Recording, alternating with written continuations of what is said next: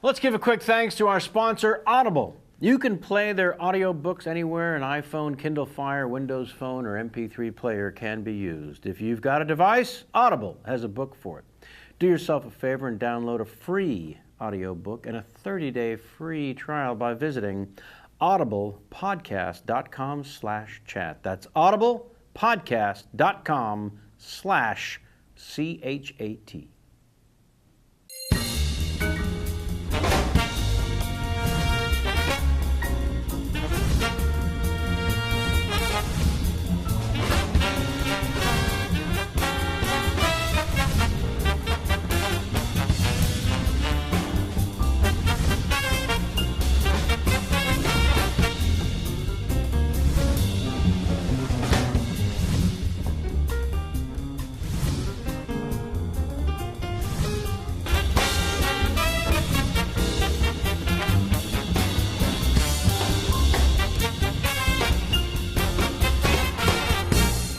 Back once again to Kevin Pollak's Chat Show. I am, as always, Chat Show. You know, I had an email from a fan who said, why do you always say I'm Chat Show? Like, that's the thing. Like, he doesn't get the going the other, making a left when he thinks. I mean, honestly, the point was that I want to try to find this guy's. Do we have we're having a technical difficulty here? I have a good story, though. Check this out. Okay. So you remember that great show I was on, Do No Harm, that got canceled? Yes. They are bringing it back to life, sort of. It's not like on the air. They're not going to produce new episodes or anything, but they're going to air the 11 remaining unaired episodes starting Saturday nights, June 29th at 10 p.m. That prime Saturday night, 10 p.m. Right before the local Saturday, news. the local news and then Saturday Night Live. So tune in early. Like when you were a wee lad and they would have summer replacement series. Yes. Right? Before they had original programming during the summer, like Breaking Bad. Can't wait for that to come back, please. Yeah. No. We don't need Breaking Bad. Mad Men's on. Yeah, I know. But it's not summer yet. I'm talking about the summer shows. Mad Men's on. I'm happy. So, Do No Harm. Do No Harm. On American television. On American television before it airs on UK TV, on the Watch channel. The remaining 11 out of 13. Out of 13. Out of a proud 13. Yeah. Yeah. So that is a watch channel for people to watch television or people who like watch wristwatch. So the wristwatch channel. I think it's both. Well, congratulations. Thank you. Any additional pay? Oh, no. In fact, actually, we're all pitching in $1,000 so that this could even happen. I see. Yeah. Just additional ridicule for everyone involved. What are you going to do? Which is so much fun. Yeah. Jamie, did you re-find your license? No, I just lost my whacking license. Okay, well, we should maybe explain. No, people out there, if you were thinking about it, don't start playing Simpsons Tapped Out. It will ruin your life. But the ad they run for it basically tells you that. It's like, hey, do you like having friends and like being productive at work? No? Well, then play this game because it will consume your life. Take over your life. And it has consumed my life. And today, I think it's the last straw, and I think I need to cut the tether of this game. It's ridiculous. Right to the methadone? Yes. We had James L. Brooks over for the Tuesday night poker game, and I said, seriously, once you... Perfect. That's Dr. Chen crushing it, as always, inside the studio. I'm the one that always has his speaker on, and sure enough, I had it off. Wow, that's a record. You know, it's my fault because I made him watch some Bill Murray clip. Yeah, you did. Right before Talking the show about started. R2-D2? Yes. So James L., I said you're gonna continue with this Whacking Day shit, right? When it ends on May 9th or whatever the fuck, you're gonna have something else right behind it. And he went like this. So it's gonna be an endless cycle. I had to quit. Hey, why don't you join us here on YouTube Live? We're streaming right now live on the YouTube. If you're watching or listening after the fact, thank you. But go to the iTunes and subscribe and maybe write a review. Participate in the show, you fucks. I think you've written to us countless times at contact@kevinpollakschatshow.com. And you've said, how can I get involved? How can I participate? Well, I'm telling you. Write a review. If it'll kill you, subscribe. Tell everyone you've ever met. How about that, fucko? We got a theme song from Brian Tyler, but I'm now going to go out to the audience once again, as we did 4 years ago, and said, top it. Bring us a new theme song. I'm ready to hear what you got. I think that's all I got for you. Today's show brought to you by two wonderful sponsors, Ting and Tongs. Say it with me. Ting, a wonderful website I'll be telling you about, that helps you knock out your horrible cell phone service. And then Tonks, some of the best damn coffee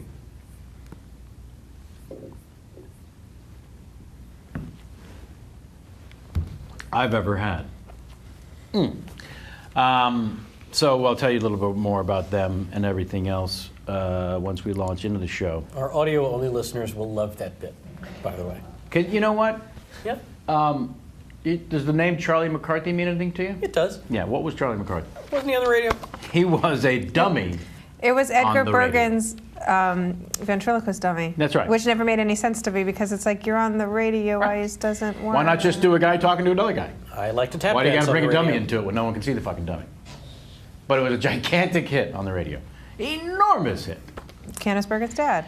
You can't ask for Right? more than Candice Bergen's dad. Upcoming shows, hilarious actor Jason Mantzoukas, always delightful Bonnie Hunt, actor Michael C. Hall, hilarious and now world-renowned comedian and Twitter god Rob Delaney, internet sensation and filmmaker Freddie W. I'm going to ask our guest today if he's heard about the Freddie W. because he's making a run for it on the special effects, and then filmmaker Peter Farrelly of those Farrelly brothers. Yeah, questions for us, record your Larry King game, all these things and more waiting for you. T-shirts and travel mugs. Not only do our guests get these things, but you can get them as well by participating. That's all. All right, I'm done. Mad Men, Yeah, Mad Men. that's all we're going to say. About my excited.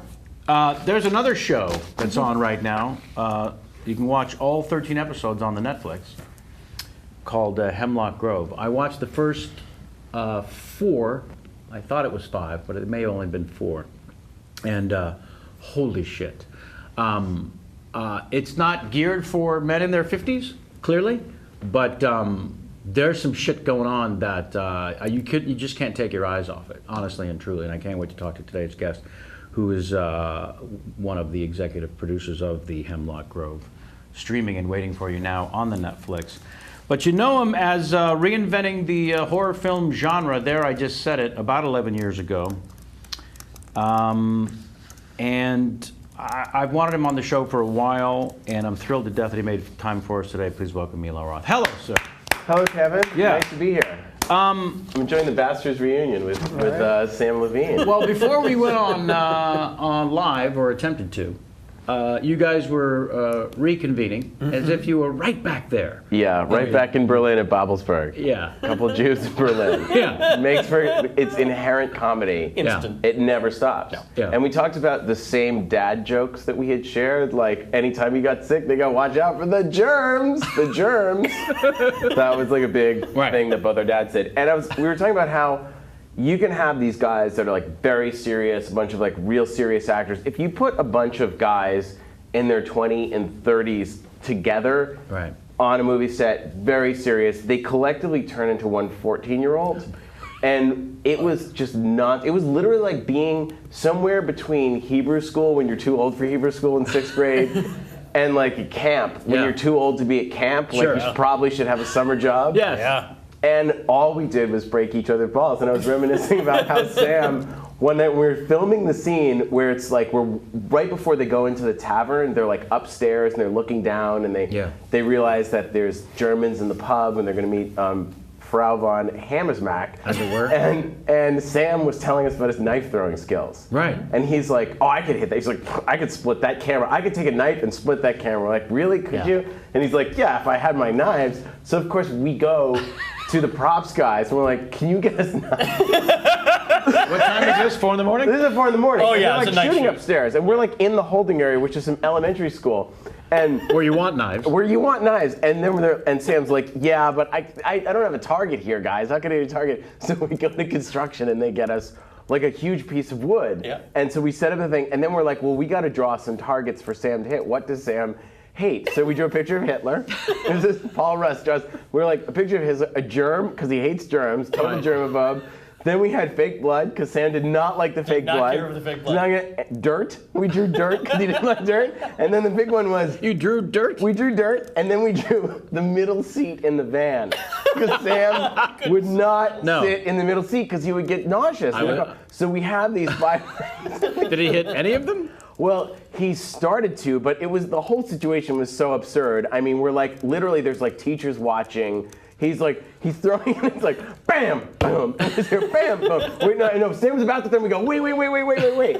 So just to really put him on the spot, we're like, stop. We went and we got Brad Pitt and Till Schweiger and everybody, and we bring in Brad. We're like, Brad, we have something really important. And Brad's like, what? Like, they were setting up a shot. So we bring in, so of course, you're about to knife throw, and Brad Pitt walks in. Like, there's no way to be cool in that situation. Fucks up your game a little bit. Completely. And so then we're all sitting there, and like, Sam's like watching me starts rolling these knives, none of which are hitting the target. Not working anymore. Not one. And Till Schweiger looks at me and goes, what the fuck are we watching this? And Why are you torturing Tiny So Jew? of course everyone's like leaves, and Sam's like, no, I'll get it. And then we're like, okay, bye, Sam. And then of course, as soon as we leave, he nails it right.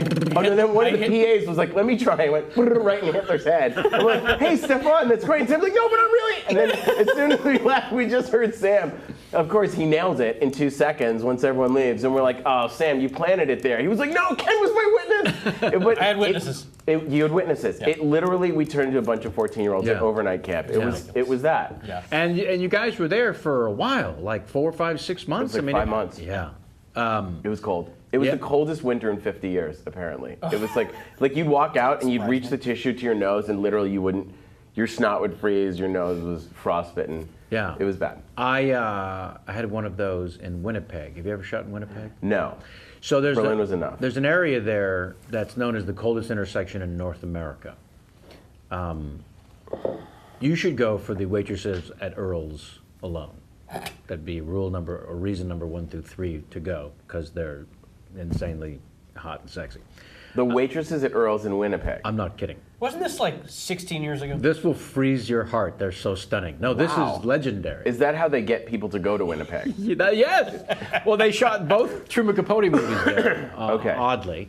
Earl's is just a chain restaurant in Canada, but their thing is that they only hire very attractive waitresses. It's basically like the Hooters of But diners. they're not. But it's like. But they're dressed like it's like a casual upscale restaurant. Yes. It's not like a sports bar. It's it's like a nice restaurant. Now, any restaurant But it's ridiculous because it's like they're all like supermodels. Yeah, it really is absurd.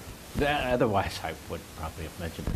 But you go outside and the moisture in your nose hairs hardens, right? It's that kind of freezing.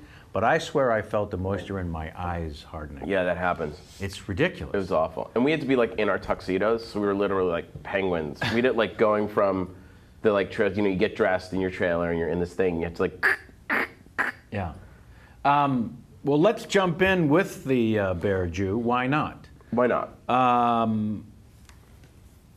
Oh, you know what? I started off with the teasing of the Hemlock Grove, so let's talk a little bit about that. So what is the genesis in terms of people coming to you, and how do you find this material? And This material, I'm glad you asked that question, Kevin Pollak. Yes.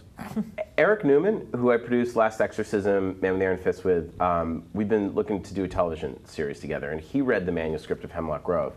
The writer, Brian McGreevy, and his screenwriting partner, Lee Shipman, had been trying to turn it into a feature. And Eric read it, was like, you can't, it's so many different storylines. Don't condense this into, like, this has to be a television show. Don't try and make this a feature. And, you know, the concern was, originally when I heard it, was there's werewolves and vampires in high school, and I was like, I'm not interested. And Eric's like, no, it's actually really dark. It starts with this very violent murder of this girl. It could be like Twin Peaks. He's like, I think you could make this really like something weird and sick and strange. So then, of course, I was interested, and I read it, and I'd never adapted someone else's material. I'd always everything I've done, I've written or co-written with someone. But I really like the idea. People have been asking me to get into, when are you going to do Hostel, the TV series, and that kind of, you know, a horror TV show. And the trouble that I always had was, what makes horror work is that you can kill any character at any moment. And what makes television work is that there's the characters you love week after week. And maybe once a season or every couple episodes, like a major character gets killed. But you can't just keep killing off your leads every week. Well, that's sound logic, though. Yeah, so but I read this and sort of seeing where television had been going and what HBO was doing, you know, we actually talked about it with my agents, and they're like, Netflix has been asking specifically about doing a horror series with you. And I was like, Netflix? And like, yeah, basically they're like, they just did a deal with David Fincher, Right. and they want to do one with you. And of course, anytime someone uses like Fincher and you in the same sentence, you're like, ooh, me, little old me. Yeah. But no, we went to Netflix, and basically we pitched it, and they're like, we'll do this. We'll go straight to series of this and do 13 of them. So it was a very interesting process because we could go farther with the violence, but certain things like right before we started shooting, they're like, we thought the episodes were going to be 42 minutes and they had to be 52, so we had to like stretch them longer than we sort of wanted to in each episode. But I love the idea that people could binge watch, and that if you, because it's a weird story and it requires a lot of setup, and I think it sort of takes 3 episodes to be like, okay, now I'm in it. I agree. You know, it's not that, and that was the trouble, was the pilot episode that I directed was completely different than what it ultimately ended up as. It's all set up. It was all set up, and it had to be, because we realized that episodes 4 and 5 and 6 people didn't know what was going on. So basically episode 1 just becomes explaining stuff, and even stuff that I shot, like the guy, Roman, seeing the girl getting her period in class and going down on her in the bathroom, like that got moved to episode 2, like just stuff got shuffled. But what's cool is that because we hadn't aired anything, we could be futzing with episode 1 while we're doing episode 11, 12, and 13. Right. And it's really fun to see people's reactions. You know, all the stuff that, sort of this minutia that I cared about in my episode, people are just like, oh, this is fun. Like they're watching the whole thing at once. Yeah. And they're really doing it like a movie they're watching, you know, like in 2 days. So. Well, the DVD binge watching started years ago of television series. Yeah. It was a great way. And then HBO Go said, hey, you missed Deadwood? Try watching it here. And Netflix announced this thing a year or so ago that they were going to do all 13 at once. And I think everyone's been unbelievably excited about it. And it's been such a boon for them. Great. Yeah, no, their stock went like crazy, 25% on Monday after Hemlock Grove. They were saying more people. Yeah. Well, no, like House of Cards is brilliant. It's amazing. It was a very different type of show, but they were saying more people globally watched Hemlock Grove in the first weekend, and the stock went. Fincher, Pincher, you said. Exactly. Fincher, Schmincher. I wouldn't say that out loud or to. No, I love them. But look, it's great. What they're doing is exciting. I think that, you know, it's a very exciting time in television. I feel like people are going to look back 10 years from now and be like, this is a moment when things really change. Well, because 20-year-olds and whatnot don't care about time slots. They don't have any notion when something is supposed to be on. So the idea of saying, well, how about not just an episode a week whenever you want it? How about the whole damn series whenever you want it? Did they mention that to you when you guys sat down with Netflix originally? It wasn't just enough to greenlight 13. Did they actually say, oh, and we're also going to air all 13 at the same time? At the time we sat down to do the show, they hadn't committed to doing all 13 at once. We talked about how this is what we might do. Right. But then by the time they got to House of Cards, I think they did tests. I mean, basically Lilyhammer was the test for them. That's why they got that series. It was to figure out, you know, they realized that the show Spartacus, from billboard advertising, something like, you know, the Starz spent like $15 million putting billboards for Spartacus. And like 7% of the people watch it because of the billboards. But the click over from people that watch Gladiator to Spartacus was something like 98 or 99%. On Netflix. Like on Netflix. Like they realize that they can do billboard advertising, but what really matters is like if you watch X-Men, then you're gonna watch Hemlock Grove because it has Jean Grey. If you watch Hostel, then you're gonna watch Hemlock Grove. If you watch Twilight, then you're gonna watch Hemlock Grove. It's got these elements. That whole we recommend for you, absolutely it works because it's right there. You push the button, and it's sort of this instant gratification. And I think that we really live. You know, it's funny because the gauge is like my friends' 12 and 13-year-old sisters. Like that's just sort of you ask how they watch stuff. They watch everything on YouTube. They watch everything on their iPads. Yeah. They don't sit down and watch a show at night. They're like, do whatever they want. Everyone is living in the iPad culture. They don't give a fuck what it was shot on. Yeah. They don't care. They're not reading any reviews. No. Like, it's really nice. They just want to know, what do their friends think? What's Twitter saying? And how can I watch it? Yeah. I read an interesting comment made. Just in passing, you weren't making a heavy point. I don't want taking it out of context to suggest that. But, no, I do that a lot. I want everything to be profound that I say. Of the 70mm print of the Master, what that means to a 20-year-old, you know? It's true. Yeah. I loved the Master. I saw the Master at the Toronto Film Festival in a 1,400-seat theater, and my jaw was on the ground. And I was like, it makes me sad on the one level that people aren't going to see it this way. Don't care. But the truth is, for those 20-year-olds, and 15-year-olds do not give a fuck what it was shot on. And the movie Aftershock that's coming out, we shot on a 5D Mark II. An SLR camera you could buy for $2,500. We just shot the movie on it and blew it up to 35. Nobody knew. We premiered it at Toronto. Nobody cared. People were like, oh, earthquake. People are watching the story. And also now, we live in such a YouTube iPhone culture. Like when we were kids, like I was the only one with a Super 8 camera. Then I was the one with the VHS camera. Every single person is a director now. Yeah. Everybody on Vine is making their own short films. People are finally, Vine is really introducing kids to the concept of editing. Yes. Everybody can edit now. Everybody can shoot now. If I may, everybody can edit. And that's what Vine is proving. Yes, exactly. Yeah.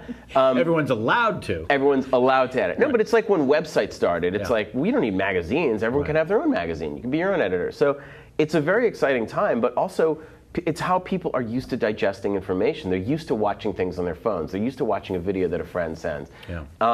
And the nice thing about horror is, and a show like Hemlock Grove is I've noticed that binge watching is something that couples do. Like if you talk to guys like, yeah, my girlfriend and I, we're on season 3 of Breaking Bad. We're on season 4 of Mad Men. It's a real couples activity. Yeah. And when absolutely, we get pissed at each other when if you go, started the fucking series without me. He watched Justified without me. Yep. Someone goes an episode ahead, it starts a fight, and you sort of can't talk. What is that? It's like I have that now with my girlfriend. We're like, it's like if you go an episode ahead of something. Like, God forbid I watch Game of Thrones without her. Yeah. It's like, I'll get castrated. That's like worse than cheating. That's like the worst thing you could do. I rarely see her more angry. You do feel like that's like the new cheating. It is. Is you're watching a series together and someone goes an episode ahead and you're sort of like ashamed to tell them. Because then like, why didn't you tell me? Why didn't you just come out with it? I thought you said you were going to wait. It's like, that's like the worst form of betrayal now. There is the little short that needs to be shot where the wife would come in and find her husband on the computer watching porn. Now she finds he's on the computer watching Game of Thrones. Exactly, an episode. Like you have to do House of Cards.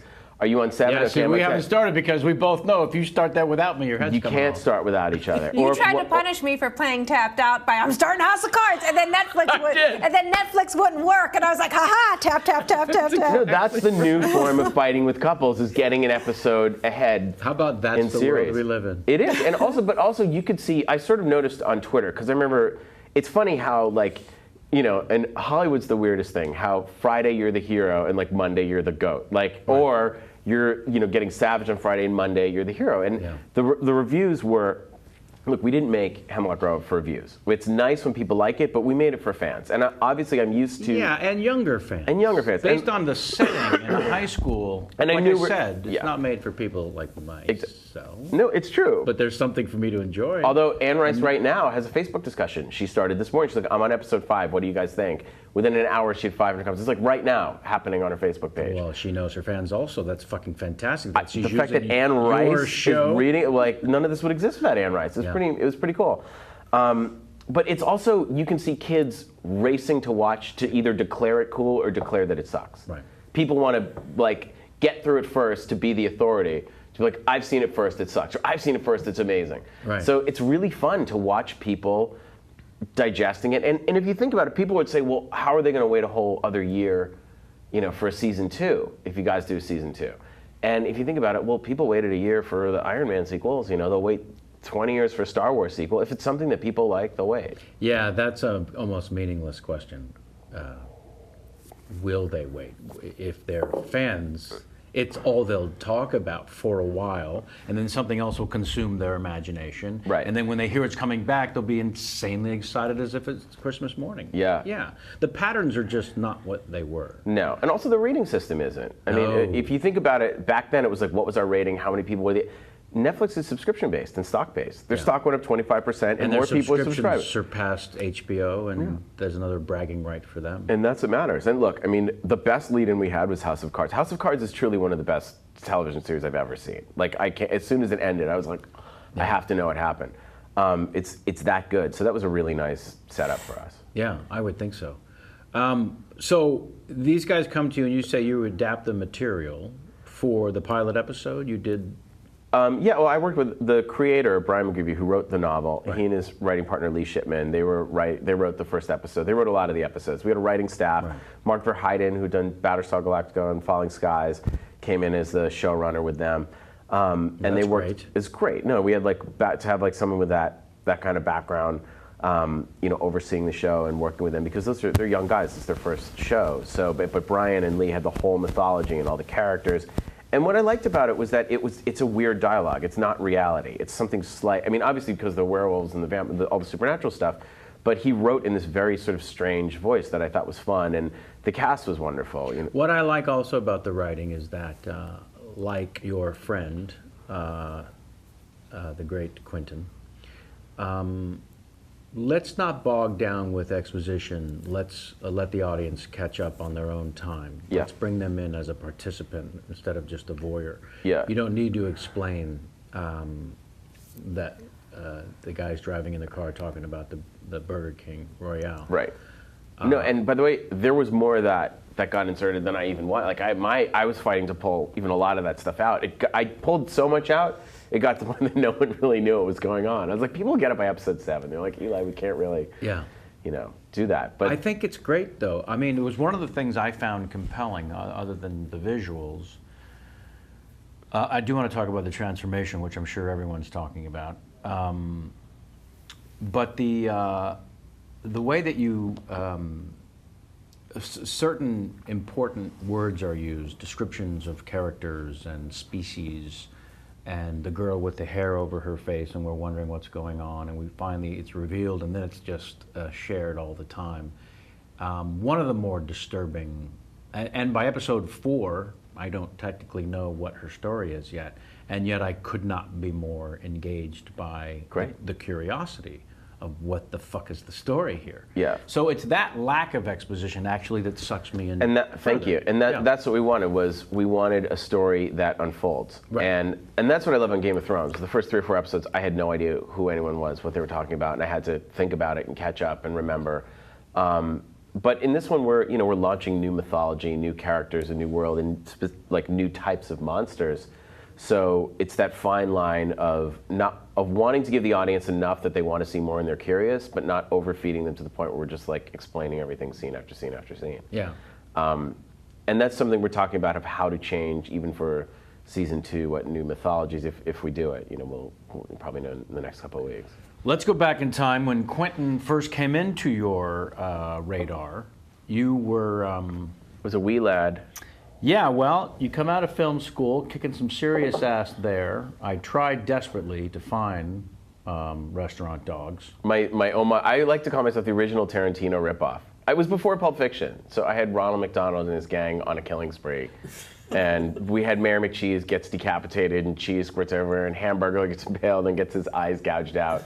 It's really incredible how much I've grown and matured in the 20 years since I was at NYU. I remember the professors watching it when you like have to show your film and it gets like judged by the faculty, and literally the comments were like, this doesn't count as a movie. This is like a music video. This is nonsense. Right. What's your message? And I was like, my message is I want to be entertaining for 10 minutes. And kids are making 40, they actually put a 10-minute time limit after my year because kids are making 45-minute student films, which are amazing. Like, and everyone was doing these movies, like the guy's like looking through a book and he sees his Holocaust tattoo and flashes back, but it's like they didn't have enough money to pull it off, so you'd see like these really bad, like shot at a train station, New Jersey, with like 2 old extras and snow and like a bad Nazi guard, like played by like the grunge roommate. It was like, the best was always like, you'd see the same student films over and over. Like there was one guy who, it's like a woman like drops, like is on a park bench, and a black guy sits next to her like a homeless guy, and she's like, and gets up and runs away, and then she drops her wallet and be like, and then she thinks the guy's chasing her, and she's like running, and then you see the homeless guy with the wallet trying to return it, and then like, then you see like a cop sees him and like shoots the homeless guy, and he goes, ah! And then the last is like the close up of the hand with like the wallet in it. Right. And then they'd show shots of homeless people, and they'd use like, where the streets have no name, like the credits. I was like, and it was like, you see 30 versions of that, and I was like literally doing eyes getting gouged out and heads being chopped off. And then I entered it in the Student Academy Awards, and I was one of the like winners. Right.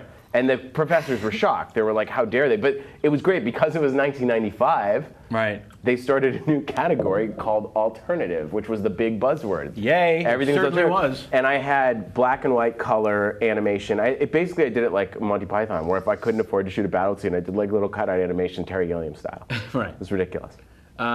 And I kept it buried for a reason. Yeah. The story of what that movie is so much more entertaining than the actual movie. So well, you know what? I can respect and appreciate that, because why not control the story? I mean, look, I will never forget shooting at the ancient playground, right in Central Park, which is it's connected to the Met. Like you're looking at the Met, and then to the right of it is the ancient playground, and it's this weird playground with these strange cement sculptures. So we're filming, of course, Mary McCheese getting decapitated, and I had like some 8-year-old kid, like it starts snowing, and we're like, some 8-year-old kid is like watching us, and she's like, are you guys making a movie? We're like, yeah. And I'm like, do you want to do Slate? I mean, like, there's footage of me yelling, clear frame, clear frame. We had her doing the Slate, and then she's like, my dad has a charge account at Christie's. Are you guys hungry? And we're like, yes, feed us.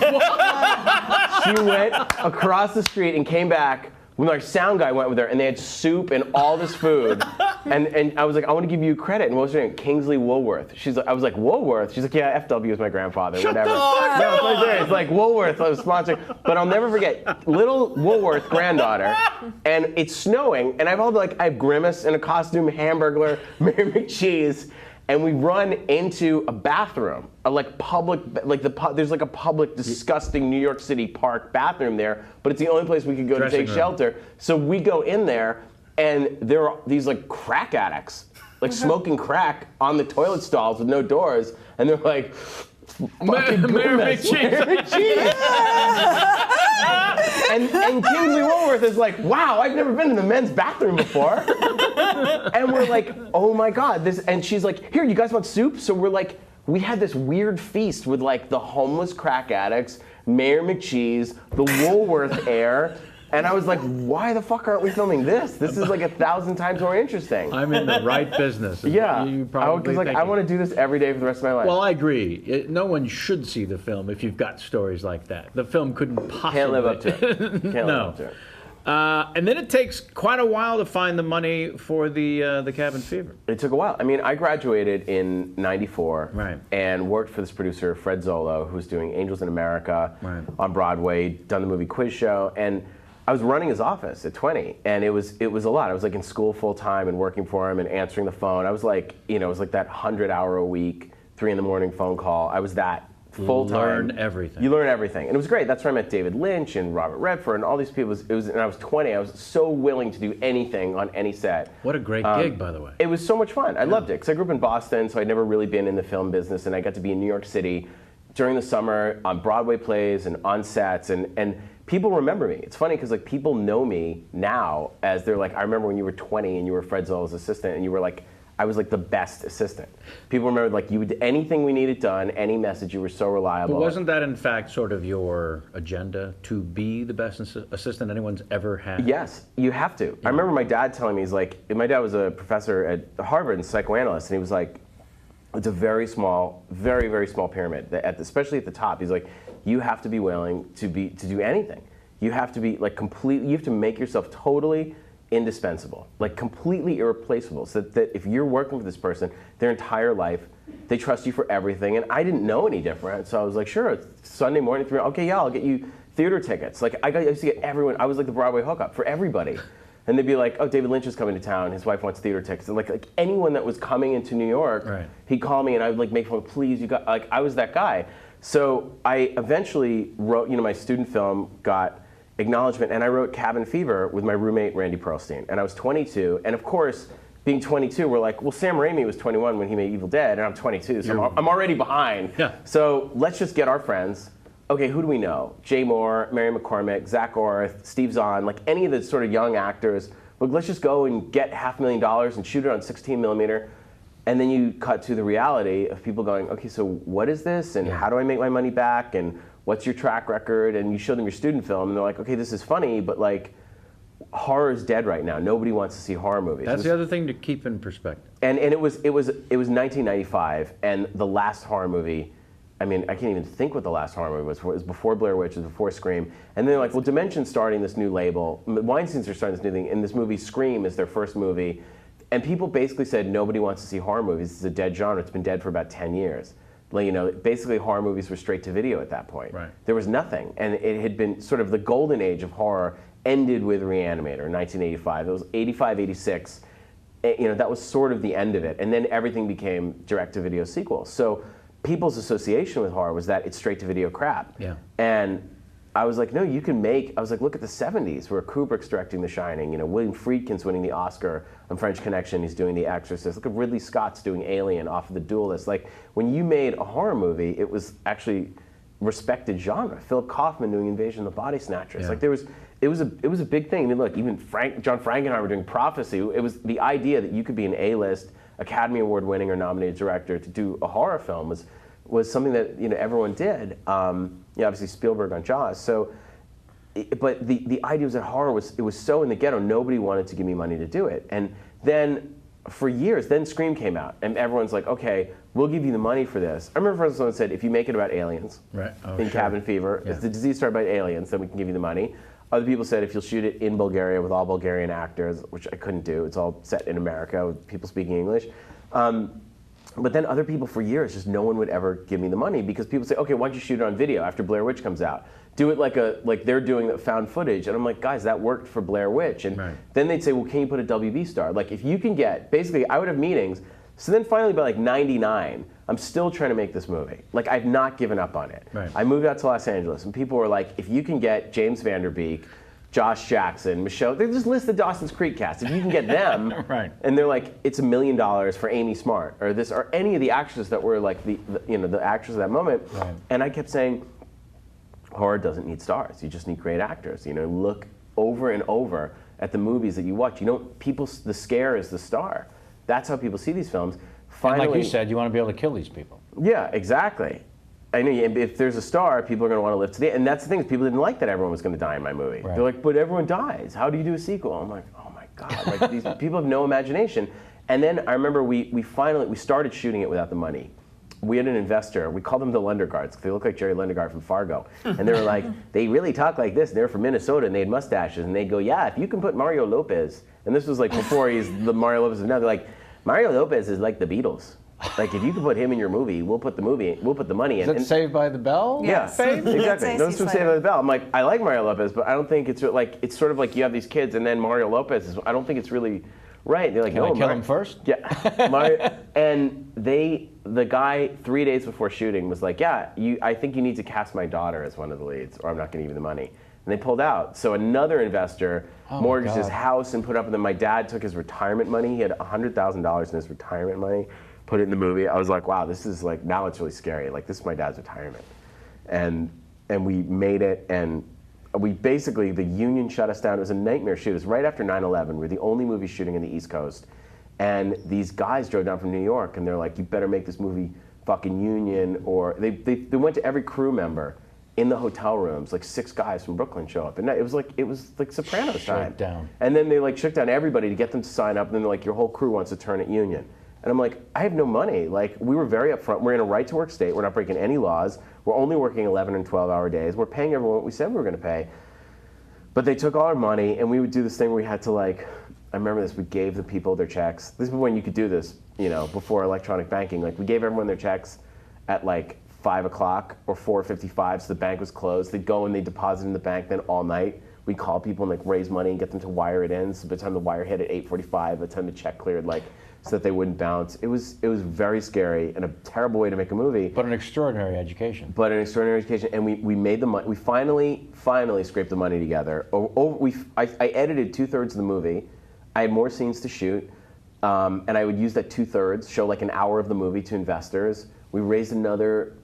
I remember we needed $700,000 to finish the film. It's $1.5 million budget, and one group was going to put in $350,000. So we're like, okay, we can shoot the other scenes, but to edit and sound mix, we need this extra $400,000.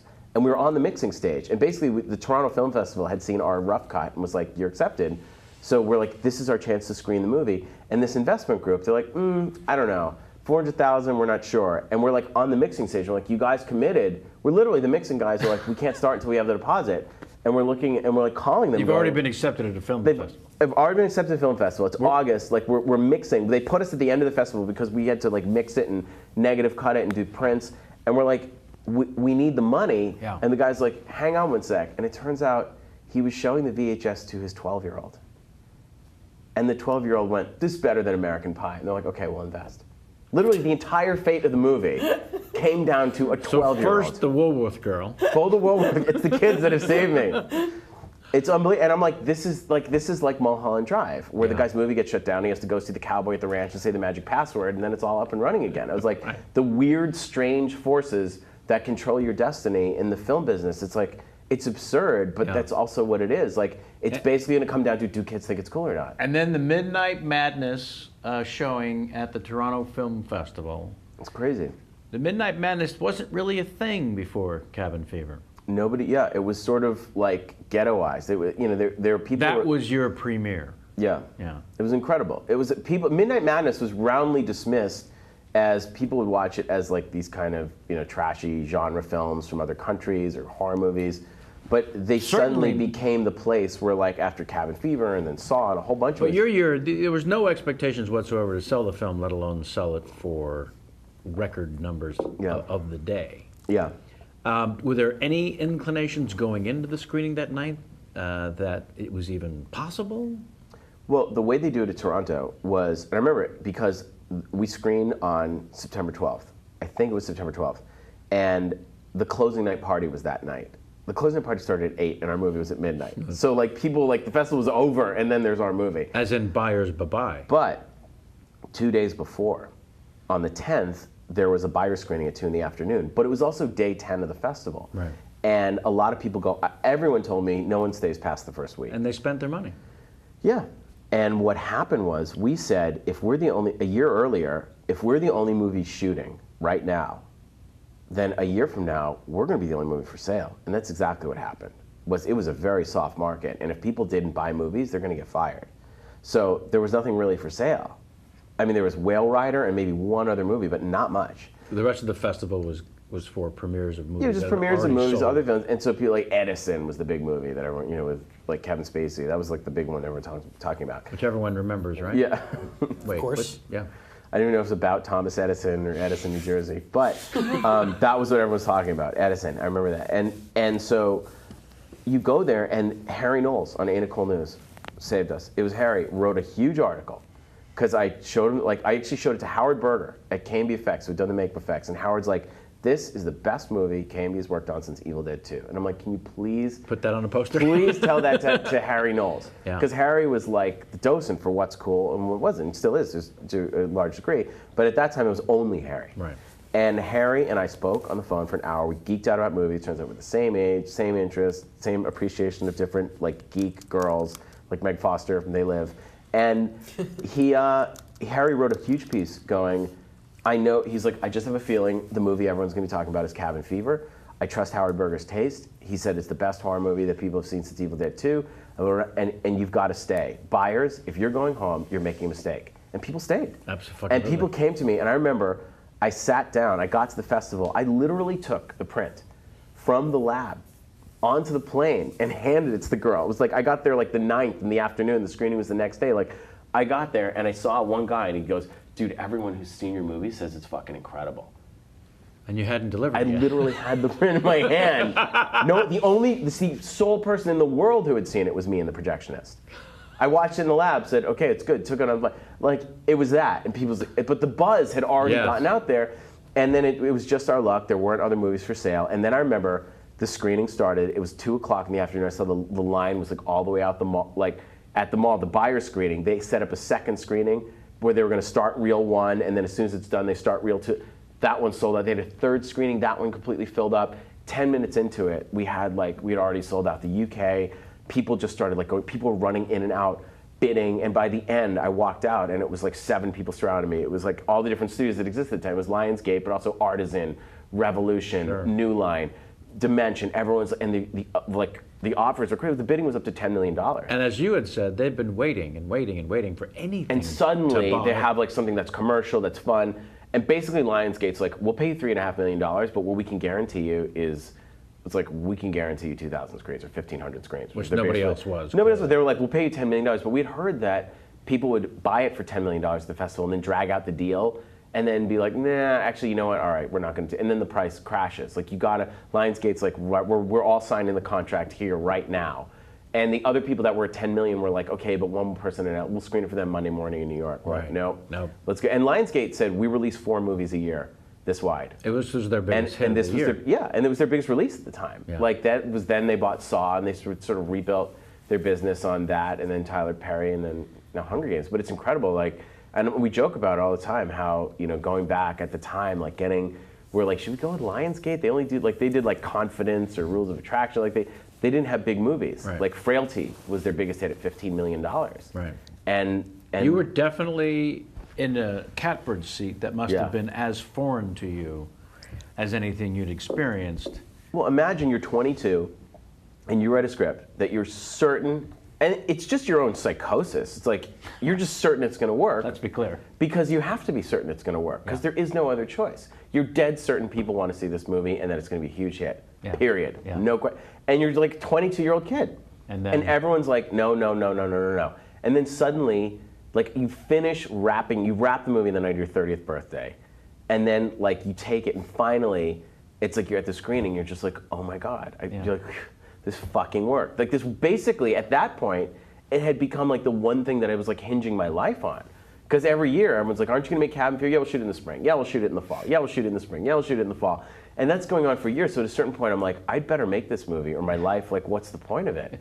So to have it all hit me at like 30, then you come back to LA and suddenly, like, everyone in town wants to meet you and you're like the hot thing, you have the big sale from the festival, and it's just like, it was crazy. It was a fun fucking time. Almost 10 years in the making, overnight sensation. Yeah.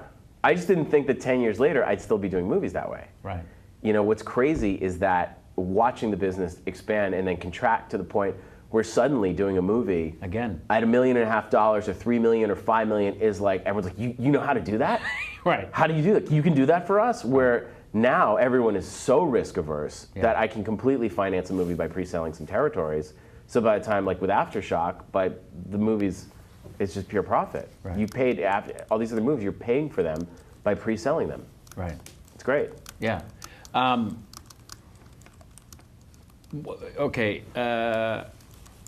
There's 16 things I want to talk about, one of which is the time between where you are the catbird seat, you are getting offers, all the studios want to be, as you've experienced now all these years later, it's fairly common that they're waiting for the next great thing.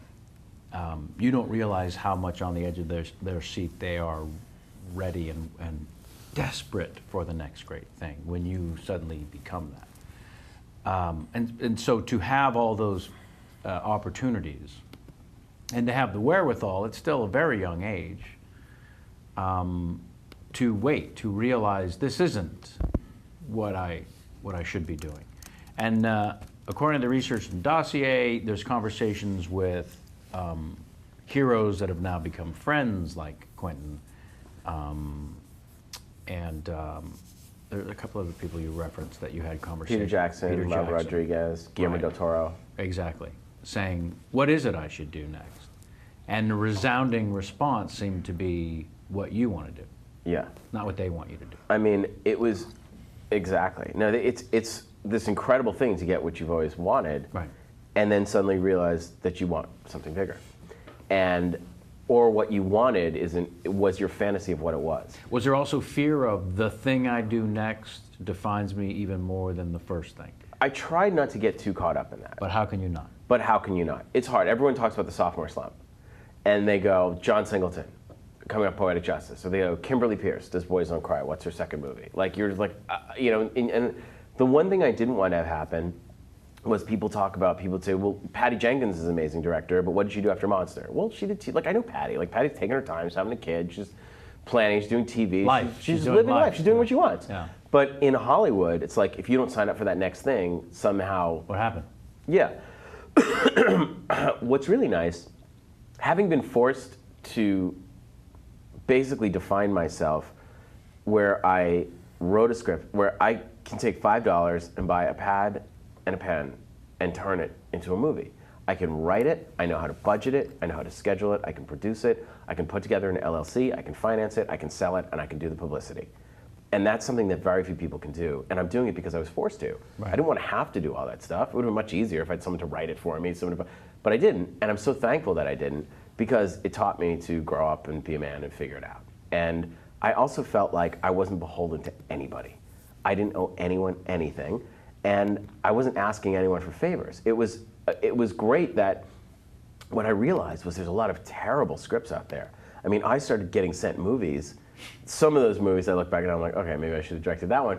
But basically, I was turning down movies because I would read the script and meet with people. Yeah, it's problematic, but that's what we got you for. You'll get in there, you'll work it out, you'll figure it out. Make it what you want it to be. That is the issue, if I may jump in, where, yeah, we optioned this material, and we've been waiting for a great director like you to turn it into your vision. That's even more tempting than, please make this piece of shit, we'll pay you all this money. Right. They're saying, we believe in you so much that you can turn this.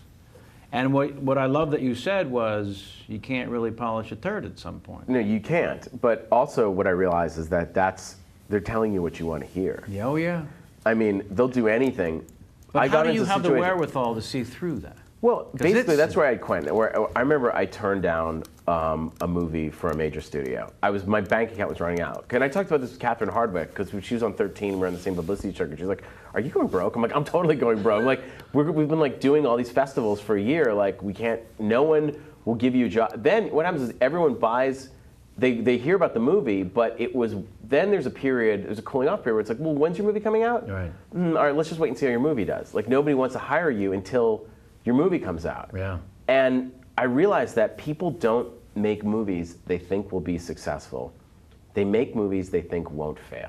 Right. And it's a very, very different psychology. Huge. And once you get that, you realize that's the place that everyone's operating from. Basically, they're in making that decision to make that movie, they're thinking, if this movie fails, will I get fired for being responsible for pushing it along? That's right. And you are an insurance policy. Yes. Against them getting fired. They want to point a finger away from themselves. They want to say, well, look, Cabin Fever was a big hit. We thought it would work. We had Eli. How could we know? It's not my fault. And they're like, okay, you're right. I would have made the same bet. You're not fired. You were smart for getting Eli. We tried. It didn't work. Yeah. If you come in with something totally weird and original, then they're like, and they put it out there and it gets fired and it doesn't work, then you're fired. And everyone said, well, Bill Mechanic makes Titanic at Fox and then he pushes Fight Club and he gets fired. And you're like, it's nothing to do with anything. And I don't know how true any of that is, but there's this culture of fear. So I remember telling Quentin, I was like, what do I do? Like, I thought if I'd made my indie movie, now I can go make my studio movie. And he's like, well, what ideas do you have? He's like, you turning down that other movie was absolutely the right thing. He's like, you don't want to be listening to this star tell you what to do. And I realized that you don't get to do what you want in a studio movie. You don't have Final Cut. You don't have like casting. People are telling you. Nothing. And I talked to other directors who did that. They made a horror movie. They went on to do a studio movie. And they're like, the studio made me reshoot stuff because they didn't like the color of the shirt. And I was like, wow, I would lose my fucking mind if that happened to me. Just my personality, I couldn't handle it. And I told Quentin the idea for Hostel. And he's like, come on, dude. That's the best fucking idea for a horror movie I've heard in years. You have to make that. And I was like, isn't it too sick? And he's like, don't think about opening weekend. Think about that weekend 15 years from now. Right. If kids are still watching the sleepover. He's like, Reservoir Dogs didn't make any money, but 15 years later, it's a fucking classic. And that's what Citizen Kane, It's a Wonderful all Life. Those, The Shining, anything. It's like, you think about that. So I really thought about, making Hostel. He's like, do it NC-17, do it for $3 million. And that's how we did it. I just got on a plane. I sat down, I wrote it in 10 days. And I got on a plane, I went to Prague, I figured it out. Oh, we're going deep into Hostel. Yeah. I've got... you can shut me up at any time. Oh, no. It's not that. I've got some specific areas I want to get you to. And right before we go into the blood and guts, let's talk about Ting and Tonks, shall we? I bet my sponsor, Ting, blows your mobile service provider out of the water. That's right. You heard me. Take it from a real betting man. Ting is the future. Does your provider, let's say, let you pick custom service level from extra small to extra large for voice minutes, whatever the fuck that means, text minutes and megabytes of data? Do they? Do you get consistently superior without any overage fees, add-on charges, or penalties? Ting offers all of this and more. No BS and no mystery surrounding your phone bill. No sneaky fees. Non-frustration. Get service like hotspot three-way calling. Call forwarding and voicemail included with your Palm Plus. Add unlimited devices to a single plan to pool minutes and messages. It's a flat fee for just $6 a month per device. Ting has it all. So why not go to chat.ting.com to save $25 on your new device or $25 in service credit. Do it now, you dick. Save big and support the show, you prick. Don't forget, that's chat.ting.com. Kenny, you got the talks? That was Loaded. weird. It was like you started reading an ad, and then in the middle you went for a cup of coffee. No, I read the whole thing. What do you mean? And then someone else showed up and I read the whole finished thing. I know what you're talking about. Huh. It's weird that you would try to confuse me. it. That was weird. Listeners, audiobooks are not just for octogenarians anymore. Audiobooks are for busy people who love reading, multitasking, and cool people like you and me. Trust me, we're cool. So what are you waiting for? Don't wait until you're ready to get into something this great. Head over to audible.com today, right now, and browse, not right now. I want you to continue listening to them. Head over there soon and browse from their massive selection of audio recordings. If you're concerned you don't have the proper setup to play Audible, don't be. Audible is compatible with iPhones, Windows phones, and all kinds of MP3 players. Thanks to their incredible Whisper Sync technology, you can listen to half a book on your iPod and then switch over to your Kindle without ever losing your place. How about that? Go to audiblepodcast.com/chat right now or later to take advantage of the special offer they're giving our listeners and fans. Free audiobook and a free 30-day trial. That's right, one free audiobook and a 30-day free trial. If you're not sure which book to download, why not download mine? All right? It's called How I Slept My Way to the Middle. Just waiting for the laughter or applause that normally comes after I say that. And it's available to you right now for free at audible.com. Okay, so here's what I love about the Hostel situation.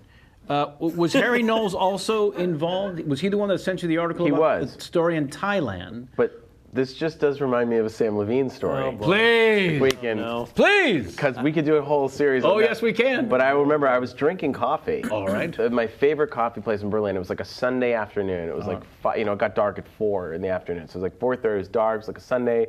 I was like enjoying my coffee, like thinking about my lines for the next day. And I get a call on my German cell phone. Sure. And he's like, it's like Sam. And he's like, and I'm like, hey, what's going on? He's like, hey, where are you right now? And I'm like, well, I'm at the coffee place on Grossbeerenstraße. What are you doing? And he's like, okay, I'm with a really, really hot German girl. She's with a friend. We're gonna go for a drink, maybe get some food, but I think it'd be great, if you're around, you gotta come and join us. I'm like, yeah, that sounds good. Where? He's like, well, he's like, we're really close by. We're gonna. Oh boy. Okay. I just stepped in dog shit. This is awkward. This is awkward. Wow. Okay. That's a lot of. Yeah. I have a situation. Oh, hi. Hey. How are you? Guten Tag. Hi. Okay. I have a situation here. I have to go deal with this. I'll call you later. Goodbye. The Sam stepped in dog shit story. There's a heart warmer. Don't think I've thought about that since that day. Yeah. Thank you so much for bringing it back to me. Yeah. I also. Yeah, she's really hot. She with a. Oh boy. Yep. Okay, we have a situation here. I just stepped in stepped in dog shit. It was German Shepherd shit. They just call them shepherds. I see. Yeah. Shepherd shit. Oh man. Harry Knowles. Yeah. Well. Hostel. Yeah. He. Harry Knowles was very instrumental in Hostel. Well, you guys were, according to the dossier, trying to sort of freak each other out with the weirdest sort of website thing. Yeah, it was actually in our first conversation before Toronto.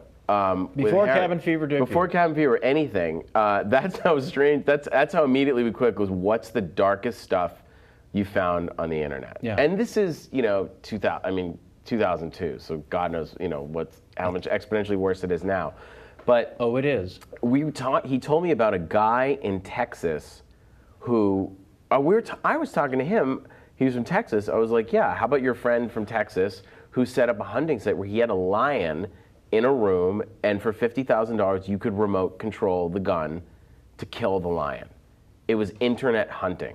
And it was so fucked up on so many levels. Sure. And I was like, of course, Harry's like, yeah, only someone from Texas would think of this. And I said, why wouldn't someone do this with a person? I mean, it's so much easier actually to do it with a person. Why? And he goes like, well, actually, I found this website. And he sent me this link, and he's like, it took me a lot of like hacking to get past basically the different message boards and encryptions, and it basically got you to a place where you could sign up. It was in the Philippines. It said for $10,000, you could know what it feels like to kill someone. You'd walk into a room, and there is someone who has signed up to do this, and the money is basically enacting a life insurance policy that goes there. I'm sure signed up to do it, but you'd go in and you could feel that rush of killing another person. And I was like, that's the most disturbing thing I've ever heard, because that's so real. And I got the sense, it's weird how like when I was with Cabin Fever, I started getting flown around to do press and film festivals, and it was the first time I'd flown first class. I always flew in coach. But suddenly, and I had like shorts and a t-shirt, and it kind of passed for like a college kid, and I was flying around next to these business guys, and they're always with their corporate logo shirts, the collared golf shirt with that logo and the same logo on the bag, talking about, yeah, the pussy and this and that and this. And these guys would just talk around me, and I was listening to them like, is this what the corporate world is? Is that what these guys do? They just go on these corporate retreats and find the hookers, like it was, and they're all had fucking rings in their fingers. And I was like, okay, this kept reminding me. I was like, I bet if there was a place where they knew they could go and do this and get away with it, they would do it. They have the money to, no one knows. And then all the photos of Lindy England and Abu Ghraib started coming out, where you saw what US soldiers were doing, which was like, that we're like G.I. Joe, we rescue, we save people, like, huh? And then you realize it's human nature. This is what people do when they have complete power over another person, and they're certain they won't get caught. And they're certain that no one will see. And they're that reckless with the photos. They thought they would never get out. And I'd been talking with a producer named Chris Briggs, who's partnering with Mike Fleiss, who had done the Texas Chainsaw Massacre remake. And he was saying, like, we should do something together. And Chris was like, I don't have a story. He's like, I love the title Hostel. He's like, I think it's a great title. I like the double meaning. It's like something in that world. And I travel around and stayed in a hostel. I'm like, that's a good idea, but what is it? Is it about an evil hostel? And then it just sort of hit me one day. Like, I was like, I remember sitting there, I remember exactly where I was. I was like, oh my God, the hostel is just a net. That's where they lure kids in. It's about this place. And I told Harry, I was like, I'm going to make a movie about this. He's like, yeah, it's fucking great. I wanted to do a documentary, but I thought, like, how could you ever find people that would really sign up to do this on either end? And then, of course, they know who I am, and right. It seemed very real. Right. So whether it was real or not, I don't know. But the web thing for it, the web page for it, was real. And I thought, I just sort of looked at the history, obviously being Jewish, growing up with a very strong Holocaust education, thinking about what people are capable of doing to other people. I was like, I wouldn't put this past anyone to do this. I mean, people do this all the time. So I sat down and, you know, I told Quentin the idea, and he's like, that's so fucking disturbing. And he's like, but Quentin was great. Quentin's like, I want to know, he goes, what's going to make this work is the minutia. You have to know, like, is there a locker room? Where do these people get changed? How do they do it? Like, I'm a guy, and I want to do this. Take me through how it happens. That's a great challenge for a writer. And we talked about that. And he's like, okay, you're in the chair, and I've got the fucking gun. How do you get out? And I'm like, I wouldn't get out, but I could slip out if my hand got cut off. He's like, okay, but if your hand got cut off, you bleed to death. I'm like, okay, but if I lost these fingers, I could get out like that, and then maybe if I vomited, you'd slip on the like, sort of role-playing. We kind of role-played the movie, figuring it out. And I said, if this play's gonna be scary, I can't have people just keep escaping. It's not like the Three Stooges run this place. But he's like, well, why don't you just fucking kill your main guy? And I'm like, that's great. And that opened, I was like, I never thought of that. He's like, do the Psycho switch. I'm like, yeah, no one's done that. No one's done that since Psycho. Where I was like, that's it. I'm gonna write it. And that was the breakthrough I needed. I was like, oh my God, we'll set it up that Josh is the main guy. It's his story. The audience is on his side. And halfway through, we just take him out. And you're totally left in a foreign country with no subtitles with someone you don't really like. and the audience should feel like very scared. And now this other guy that's kind of been a dick for the first half of the movie has to win over the audience's sympathy, and it's the moment he goes back to save the girl that he does, and then you're rooting for him. So it was, I don't know, then when it opened at $20 million, we're like, what the fuck? I mean, basically, the whole idea was that we did it for 3, so it's like, well, if it makes 12, if it makes 10 million, that's a huge hit. And then opening weekend it made 20, and suddenly it became the topic of national discussion. I remember like David Letterman was referenced. Everyone's like, because it was the Christmas movies right before them were like Narnia and King Kong, and then January came in, and suddenly this movie just came out of nowhere, and people were like, is this, basically we were saying, like, is this what people want? Is this what people want to see? They had me on Fox News. They're like, what's wrong with our country? Yeah. And I was like, well, basically everyone's so terrified of Bush, Cheney, and Rumsfeld, there's nowhere left to scream, except horror movies. Like you can't, it's not socially acceptable to scream anywhere. You're not allowed to be scared at work. You're not allowed to be terrified at home. But when you go to the movie theater for 90 minutes, it's saying like, it's okay to be scared and scream, and you're still a man. You're not, it doesn't make you a pussy if you're scared of a horror movie. It's okay, it's therapeutic. And these girls that had seen The Ring at 13 and 14 years old were now in college and wanted something more like visceral and more violent. It's interesting, that was sort of our theory with Hemlock Grove, was people were like, well, what about Twilight? And I thought, well, this is gonna be very different. You know, they're used to a wolf transformation where the shirtless guy walks around the tree and comes out and he's a wolf. Or it happens like in a CG, and then... If I may, but that's only because that's how it happens in real life. The walk around the tree. True. Yeah. But I thought I would adapt it for movies and make it like a visceral, violent birth. I don't want real werewolves to get in trouble. So I want people to be like, oh no, it actually happens like it does in Hemlock Grove. Yeah, I liked that was one of the more disturbing yet perfectly organic moments when the wolf was eating the skin falling. That was the reason I did the show. I was like, basically I said, if I'm gonna do it, if you're a vampire and you have the power of hypnosis, even if you're not aware you're a vampire, you just have some strange blood obsession that you don't know where it comes from, if you could really hypnotize anyone in school, the cheerleader gets her period, you'd hypnotize her and go down on her. It's that simple. Like, why wouldn't you? And Netflix was like, okay. So we put that in. Then why wouldn't you? Why wouldn't you? He asked with a completely straight face. Yeah, I thought that transformation, I wanted it to be like a wolf breaking out. I remember seeing... Did you stop and watch John Landis, who sat at that very seat and went in great detail about his... Was it Rick Baker that he worked with on... Yeah, about that transformation, which was so state-of-the-art at the time and now so absolutely ridiculous. It is great. I think it's still an amazing transformation. Okay. I think it's a beautiful... I still think it's the greatest one. And John Landis' producing partner, George Folsey, is also an editor, and edited Hostel 1 and 2. And his son Ryan Folsey cut Cabin Fever. So I sat with George, editing 2 movies, getting every detail of that werewolf transformation and how they did it, and how they edited it, and how they shot it, and what it took to do it. And that Rick Baker makeup is incredible. But what I loved about that transformation was it was painful. Yeah. It looked like it hurt, and you couldn't stop it. And no matter what you stopped this thing, you were transforming into this thing. I remember the Neil Jordan movie, Company of Wolves. There's an image of like a wolf coming out of someone's mouth. I always thought that was really cool. So we wanted to do something that would incorporate a lot of my favorite elements of those, where we're using a mix of practical makeup, CG, because they spent 6 weeks shooting the transformation of American Werewolf in London, and we're shooting an entire episode in 8 days. So we thought, how are we going to pull this off? Like, this is going to be what defines our show. It's like, it happens. And it has. I was like, this happens at the end of episode 2, but this has to be the thing that makes people go, okay, I'm in. I got it. And now, whatever I thought of the show, because of this one scene, I want to see what else these guys are going to do. Because if they're doing this in episode 2, where's the show going to go? And we storyboarded it. I discussed it in detail with Netflix. I was like, I want it to be really like a birth. I mean, there's a big theme in Brian McGreevy's book about Ouroboros and the snake eating itself and nature consuming itself and the cycle of life. And I was like, this wolf should break out. He's transforming. The eyes pop out like it's inside you. It's something that's inside you that breaks out, but then it consumes the skin. It has to eat like animals eat their placenta. And this is like an animal eating its placenta, and that's how it regenerates. And of course, my idea for season 2 is I want to start it with him reforming. You know how you see he goes back into the human form from the wolf. But it was an incredible challenge to shoot it. But the nice thing about doing all 13 episodes at once was, Darren. I remember Darren Sarafian. Originally, I was going to direct the transformation, but then it just fell, story-wise, into Darren's episode. We had it all storyboarded, and we could shoot pieces of the transformation all the way up until episode 13. That's what I was going to ask you, because you have no time, but you do. I mean, you're taking something from episode 11 Sure. and episode 12, but if that werewolf isn't right or the eyes aren't dropping, No one's watching episode 11. you got it. And that's sort of what becomes a negotiation, is that there's stuff from it's all about telling one long story. It's not about whether your episode's the best or that episode's this. It's all about getting people to watch all the episodes.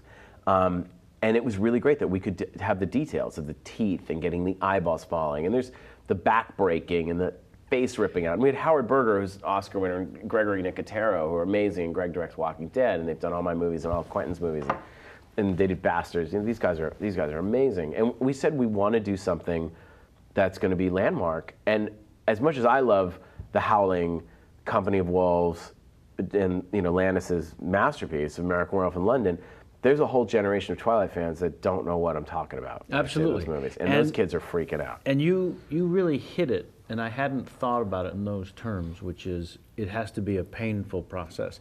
And that was what made the Landis version so haunting, without question. I think the reason I say ridiculous now was more based on, I get the comedy now. I didn't get the comedy when I first saw it. Well, the comedy, I mean, that was originally that movie, they sold it as a comedy with bite. Right. That's a horror movie. Exactly. But people didn't understand that it was funny and scary, and the two could coexist. I mean, there was a huge influence on Cabin Fever, that the funny makes you care about the characters, but it never makes the situation a joke.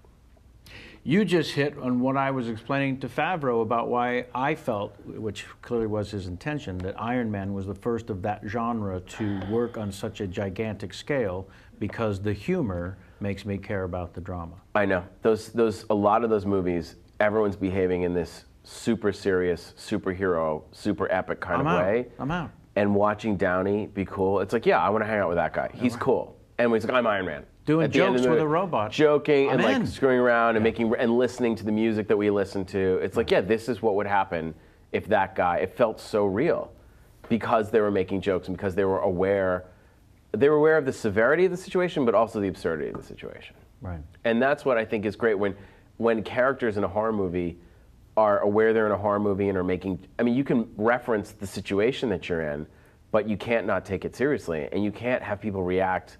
It's got to be like they got to react the way you or I would react in that situation. Yeah. People make jokes at funerals. People make jokes in horrible, serious situations, but they're still terrified. I want to allow your audience to come in and pose a couple questions for you, because we asked them to do so, and it would be ridiculous of me then to not invite them in. We do a thing on the show where we have your fans write a series of 5 questions directed towards you. These are Coke or Pepsi, this or that, no correct answer, just your opinion. We call them Tweet 5s. T5, T5, T5 forever now. You got to kill that funny fucker Wow. sometime in a movie. Ready? Him. Here's your Tweet 5 from Miami. @PersistentID, I think. Blade Runner, theatrical release or director's cut? Director's cut. Alien or Aliens? Alien. Short interviews or long interviews? Long interviews. Bugs Bunny or Mickey Mouse? Bugs Bunny. Animation. Forgive me, they're both Asian names that I'm going to butcher, that you know all too well. Katsuhiro Otomo? Close? Close. Or Hayao Miyazaki? Miyazaki. Miyazaki. Yeah, Miyazaki. Okay. So one or the other, those are 2 different people apparently. I said Miyazaki 3 times now. Oh, that's your choice. Yeah. I thought you were still trying to help me pronounce it. I'm just I know, proud you of you thought that you that. didn't turn to the only Asian person in the room and be like, Kenny, can you read this for me? Just because I knew he wouldn't know it. That's the only reason. And he's whiter than all Now, of us. why Miyazaki? Howl's Moving Castle. I mean, this animation is just on another level. I'm an animation fanatic. I love Ralph Bakshi. I mean, I love, Wallace and Gromit and Nick Park animation. Yellow Submarine's one of my all-time favorite films. But I did animation. I did 20 animated shorts before I made Cabin Fever. Drawn. That was the first thing I did, called Chowder Heads. We originally wanted to call it Massholes. It's like, it was like Ted kind of humor, like guys in Massachusetts running a drink beer and fucking Patty. But apparently someone at TNT realized that Massholes has the word assholes in it, so it's changed to Chowder Heads, which is another Boston term. And then The Rotten Fruit. my stop motion claymation. I wanted to ask you about the rotten fruit, but I didn't know about the animation prior to it because Chowder heads. Yeah. It was great because basically wrestling, if you remember, we had 35 million viewers. It was Monday Nitro on TNT. It was the biggest deal. New World Order, Hulk Hogan, Sting, and they wanted to. I pitched a show that was basically King of the Hill in Massachusetts, and Peter Guber was like, who's from Boston, was like, he's like, it's great. It's like it's funny. It's irreverent. It's smart. We should pitch it to wrestling. And we were going to do a series of shorts and start it the way The Simpsons started on Tracy Ullman, as these little 2-minute shorts. So I did 7 or 8 of them. My friend Noah Belson and I did all the voices. We had a group of animators. I designed it and did the keyframes and stuff, and the animators, for the kids out of Cal Arts, we did them for nothing. And the day they were supposed to start airing on a Monday night, it was announced in Variety, Chowder Heads. And this one, wrestling was 3 hours. Yeah. And 35 million people watched it, and it was going to air as a 2-minute thing. And then we would see if it got a fan base, it would spin off. And the CEO, Eric Bischoff, got fired on Saturday. And Monday night, everyone I know watched wrestling, and we're all like waiting and waiting and waiting. And they never aired them because if someone new came in, they're like, oh, that's something Bischoff was doing. Fuck him. And then they were like, well, hang on, MTV might want to do it. Because we pitched, we're like, okay, this could be your next Beavis and Butthead. And they're like, well, we're not doing animation. We're doing this new thing called reality. We got a new show with Ozzy Osbourne and his family. That'll never work. And I was like, what? And suddenly they're like, nobody wants animation anymore. And you're like, Daria, Beavis? Nope, done. All reality. And then, but basically I used those to pitch. They're like, forget television. We're the internet. We're Z.com. And we were first in there, and they're like, the guy was from Boston. He's like, I want Chowder Heads. So we're like, well, MTV might be doing it, but we have this other thing. And I had a shoebox diorama of like, literally, a shoe. We built a shoe. We took a shoebox. Pay attention to school, kids. We went to a World Art Supply and spent $50 on plasticine clay. Me and my friend Noah. We made a banana that like played the guitar called Banandar, and like and like an apple that was sort of like Tom York named Ian Apple. And then his adopted brother, Simon Apple, but Simon's actually an orange. We made him like with a Duran Duran headband. And then Linus Pineapple was like a spliff-smoking Jamaican. It was ridiculous. Claude Carrot was like really into techno music and was totally closeted. Like we had all these characters, but they were British, but they were very foul-mouthed. Like we saw a short film with these disgusting British, like, you dopey Scottish cunt, fuck you, you fucking cunt.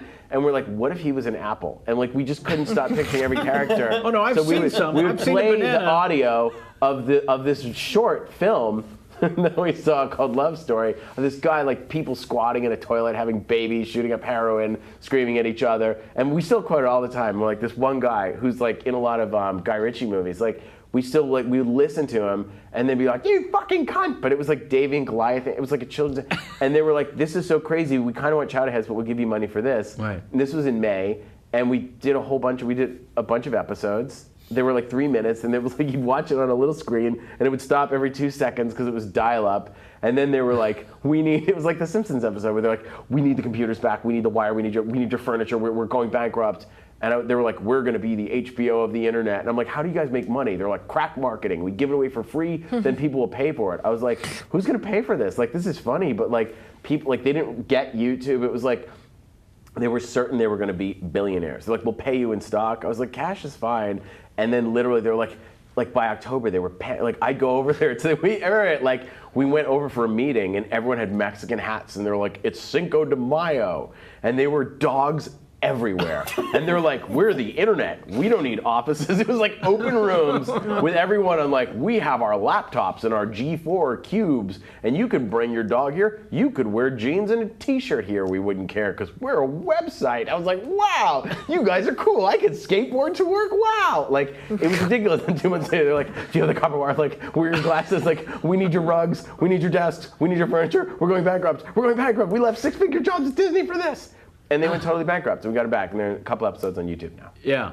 I enjoyed, we were watching. That's the Angry Dad episode of The Simpsons. Yeah. That's exactly what that is. Yeah. No, we watched The Simpsons, Yeah. and we're like, clearly the Simpsons writers had a deal at Z.com. Because it's exactly the same thing. By beat, exactly what I went through. We're like, it was like that episode of Simpsons was like my documentary. Quick, see how much copper wiring That's you what take it was. out. No, they brought us back, and they were like, We can give you some more stock. We don't have any money, but we can give you Dude, it was stock. the toilet paper. We had the stock in the bathroom next to the toilet paper.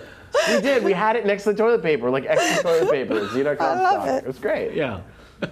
But still, you got to do the episodes, which was It was great, and I fun. used those people. I was like, I want to make a horror movie. Here's the rotten fruit. It was really weird for people to make the junk. Did you do the actual stop motion? All of it. yourself? Yeah, no, I had different animators, but I was one of the main animators.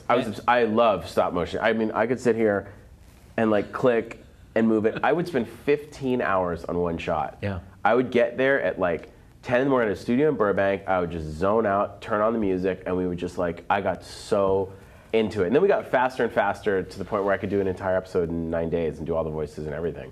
It was fun. We did 8 of them. I had a great time. Yeah. Well, this is the recurring theme is when you were a kid working for Zola, Zolo, yes. you were forced into a situation where you had to do everything. Yeah. And whether you like it or not, you actually learned to do everything. Yeah. And then shooting Cabin Fever, you had to do everything and learned because of it, like you said, the marketing and this. The idea that this keeps happening, that you had the wherewithal early on, and then you had Quentin lighting a bit of a fire saying, do what you know, stick with that. That's the sickest idea ever. Let's get into the minutia of how this works, and you guys role-playing and breaking down scenes. How do you then step back? Because now you're having success as a producer, and you have to allow this person to direct, and you have to allow this vision to be someone else's. Is that initially difficult? I assume it's getting a little easier, but not. It's getting easier, but it's hard. I mean, I like directing more than producing. After Hostel 2, I needed a break. Yeah. I felt like I'm 35. All my movies have done very well. Everyone's made their money back, and I wasn't happy because I felt myself turning into this machine that was attaching myself to different projects. And every day I felt like I owed 100 different phone calls to people, and I'm like, why am I doing this? And then I realized this is what people do. They get their foot in the door, they get that taste of success, everybody wants them, they sign up for it, and then they're like, what the fuck have I gotten myself into? Because what is my life now? It's just making sure other people don't get mad at me. And I was doing too many things at once, so I kind of cut it all out, and that's where Quentin came in with Inglourious Bastards. And it was a good chance for me to basically cut ties with everything and just go and focus on one thing, which is relearning directing through acting. And I loved acting, and I'd studied acting, but I'd never committed myself to a role and to researching character and really doing it. And I was like, if I'm gonna be next to Brad Pitt, an incredible actress, like I have to really Sam Levine, I have to bring my A game. A plus with Sam Levine. Naturally. Yeah, you got to take the plus to help him out a little. No, he was great. But Sam was me. No, I've been a fan of Sam's from Freaks and Geeks. Please. And I remember when Quentin telling me he was casting Sam. He's like, I got a really cool ideas for him. He's like, I love him. I'm like, it's fucking genius. It's like it's literally my Hebrew school class going on a fucking killing spree. To Germany. Yeah, it's a Germany. And so, but producing, it's very difficult because people expect a certain level of quality or of whatever from me, and if I feel like the director isn't getting it, I'm very conscious to leave them alone during the shoot and to give them advice. But if I get in there in post and there's a way I can help them, I do it. Like my other producers on Hostel were Scotty Spiegel, who wrote Evil Dead 2, Boaz Keane, who directed Remember the Titans and recently Safe, and Quentin. I mean, like I had filmmaker producers, and those guys wouldn't let me off the hook for anything. They would break my balls over every cut. And that's what you want. You want people whose opinion you trust. So the directors that I worked with as a producer, like Daniel Samm on Last Exorcism, we got into it in the editing room. I mean, like I gave him his space and he had a cut and I was like, I think this can be better. And he was like, no. And at a certain point, he just kind of went to focus on the music and I went in there and cut with the editor. Now, it wasn't that he wasn't allowed. He was just like, it was just making him crazy to be there with me. And I was like, what I tell him is, we can always put it back. We can always put it back to the way you had it, but I think what you're trying to do, we can achieve it this way. And then they do it, and they realize it's not me trying to take over their movie, it's me trying to help them explain it, but just from an objective point of view. And I don't back down. And I also think that even with RZA on Man with the Iron Fist, I mean, it's his story, but we wrote the screenplay together. I was there with him. I shot second unit the first week to help him get up and running. I was there with him on set when he was shooting every single day because he was acting a lot and wanted me to just double checking things behind the camera. Not that I was looking over his shoulder, but just another voice that he trusted. But his first cut came in very long and we had to cut it down. So at a certain point he could go focus on Californication and I went in there and recut it and then showed him and we went back and forth. But my basic thing is like, if I'm going to produce the movie with you, I don't care how much you hate me. We're going to make the movie great, and I'm never going to lie to you. And I'm going to be the one person that says maybe what people are afraid to say to you or what you don't want to hear. And I'm not going to be nasty about it. I'm just going to tell you the truth. If this shit's boring or you said this point 3 times, I'm just going to tell you. And it's better that you hear it from me because I can tell you the audience is going to let you hear it. And I remember that very first screening of like showing it to a real audience. Like Riz looked at me and I'm like, yeah, it's fucking scary, right? He's like, I can't. He's like, I've never been this nervous for a fucking concert. And then we showed it to an audience, and he was like, either you're right or we should have put more of that. And it's just, you never know what people are going to respond to. But what I've realized is that producing is not nearly as interesting as directing for me. Like, it's fun when I produced Aftershock, and it's my friend Nicolas, and he directed it, I'm in it, we wrote it together, and everyone can see it May 10th. And that was a fun experience, but I'm really going to limit it to that. I kind of want to be like, I don't want to be in industry as a producer, I'd rather be like boutique. Well, that's just it. You know, Sam Raimi was one of your early heroes, as you've said, who became an empire. Yeah. And so the organic path seems to be, as you got yourself mired in, becoming an empire. Diversifying. If you can't diversify and spin 17 plays, you're never going to last in this business. And I looked at my last year and I was like, wow, okay. I wrote, produced, and starred in a movie that we shot in Chile. I wrote and directed a feature film. I directed my first video for Snoop Lion. I directed, exec produced the TV series. I produced this movie Clown. I produced this movie The Sacrament. And I opened the world's first year-round haunted house in Las Vegas, the Goretorium. It's like fucking ridiculous. And I was like, I'm gonna expire if I keep up this pace, but I also feel like, fuck it, now or never. Yeah. Like, if I don't do it now, it's never gonna get done. And I enjoy doing it. I mean, I think now I would certainly streamline. I was happiest, of everything I did, I was happiest when I was directing, when I was shooting The Green Inferno. Well, and it comes back to, The Green Inferno was the one you just finished. The one I just shot, I'm in post-production on now, Right. editing. It comes back to, I think, by being forced to learn everything and finding out that you absolutely love all of that know-how and hands-on. You've got to diversify to have all these plates spinning, but to be able to come back to, this is actually what I love best. So I think it's pretty great that you discovered that and can talk about it openly now, instead of looking back on it like, oh, fuck, what I really liked was directing the most. No, I think you have to. But I remember watching you. I have like vivid memories of watching you in the Tonight Show do your impressions, like in my apartment in New York, being like, Kevin Pollak's impressions are fucking crazy. My roommate and I were like impression obsessed. You were kind enough to write something in a book, and I brought you a copy. Yeah, no, but we were. I remember that. Like really, like, yeah, no, it's exactly what I wrote in the book. But that you have your own talk show is totally natural because you were having so much fun doing it that I knew. Did you always want to be a talk show host? No, you want to act, you want to write, you want to produce, but having your own talk show, you have so much fun doing it. That's why I was looking forward to doing it. But it's exactly that thing. It's like, I want my own haunted house because I love haunted houses. Right. That's why I'm doing it. When I was 5 or 6 years old, my older cousins, Randy and Terry Zucker, turned the hallway of their parents, Shirley and Sylvan Zucker's home, into a haunted house. Mm-hmm. And they would blindfold my brother and I and take us through one at a time. Yep. In the bathroom, they had a little water trickling, and then they had peeled grapes. Yeah, for the eyes. For the eyeballs. The best. Spaghetti for the guts. Yeah. But I'm talking now, because I'm crazy old, this is back in the early 60s, before any stuff like this nobody knew what special effects were. Yeah. They literally made this shit up. Yeah. So here you are with this Goretorium, where you have clearly a love of haunted house. You chose Alien over Aliens when asked. Clearly the haunted house versus the roller coaster. Mm-hmm. The genesis of Goretorium is the first thing I have to ask, if you don't mind. Am I right in my assumption of your love of haunted houses from a very early age? Oh, I loved it. I was obsessed. And Halloween, that was all I waited for every year. It was It's more our favorite exciting holiday, for sure. Yeah, it was more exciting than anything, than summer break, and I'm Jewish, so obviously Christmas didn't really matter to me, but Halloween was it. Yeah. And there was one house in our neighborhood, they spent the money to get the fog machine and the strobes and the lights and the costumes, and you just waited every year to go to that house. How are they going to freak us out? Magical night with the lights, and it was the 80s, so it was like, it wasn't, I mean, maybe there's apples and razor blades, but it was like, Right. it wasn't like the Tylenol cyanide scare, but like, it wasn't really dangerous the way it is now.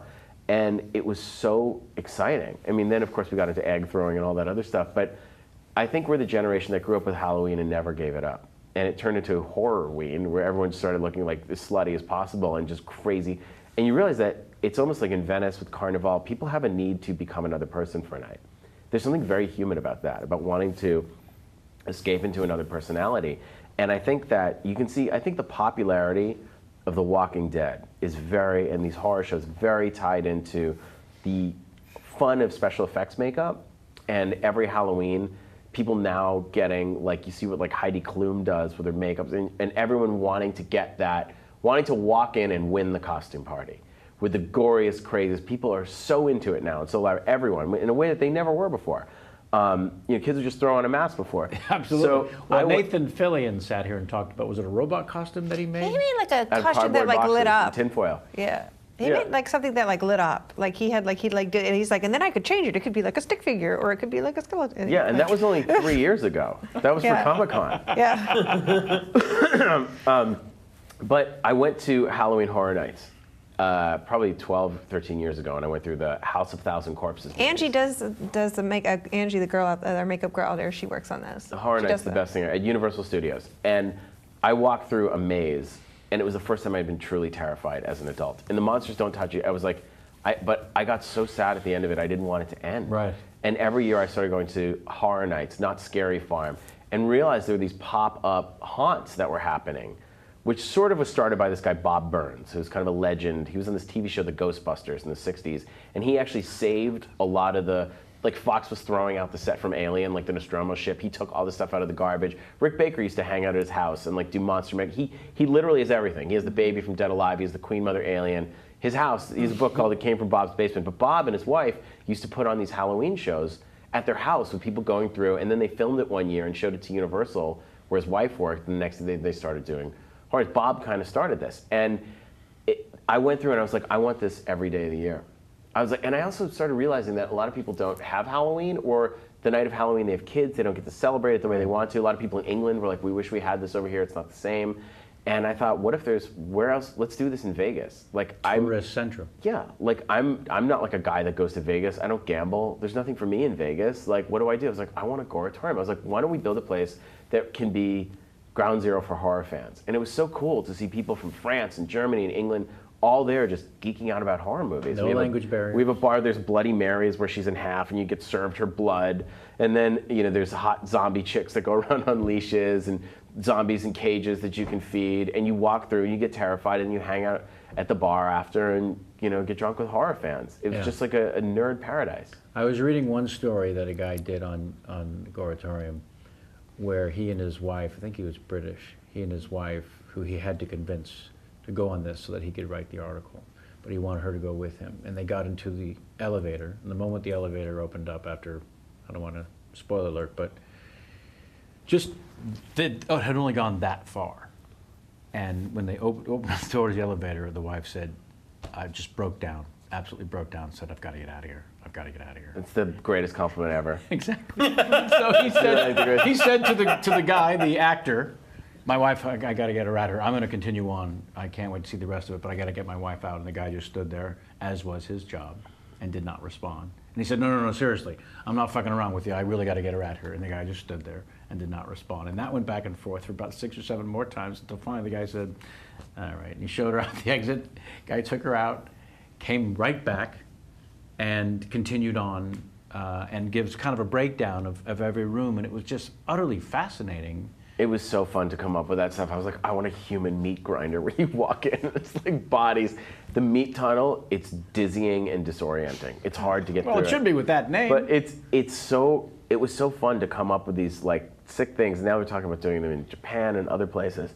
But how many people working on? What's a crew like? It's like 65 actors, depending. Some nights it's less, but it's usually up to 65 actors. Right. Live performers walking through, from 6 o'clock on. It's open every day. And with your love of minutia, How long were you working on this before you let the first Well, person this was a through? thing for years I've been planning to do. I was like, I want a year-round haunted house in Vegas. And I met this guy, Robert Fry, who's my partner, who had done Pure and brought bottle service to Vegas and knew the Vegas scene and had wanted to do a horror-themed club.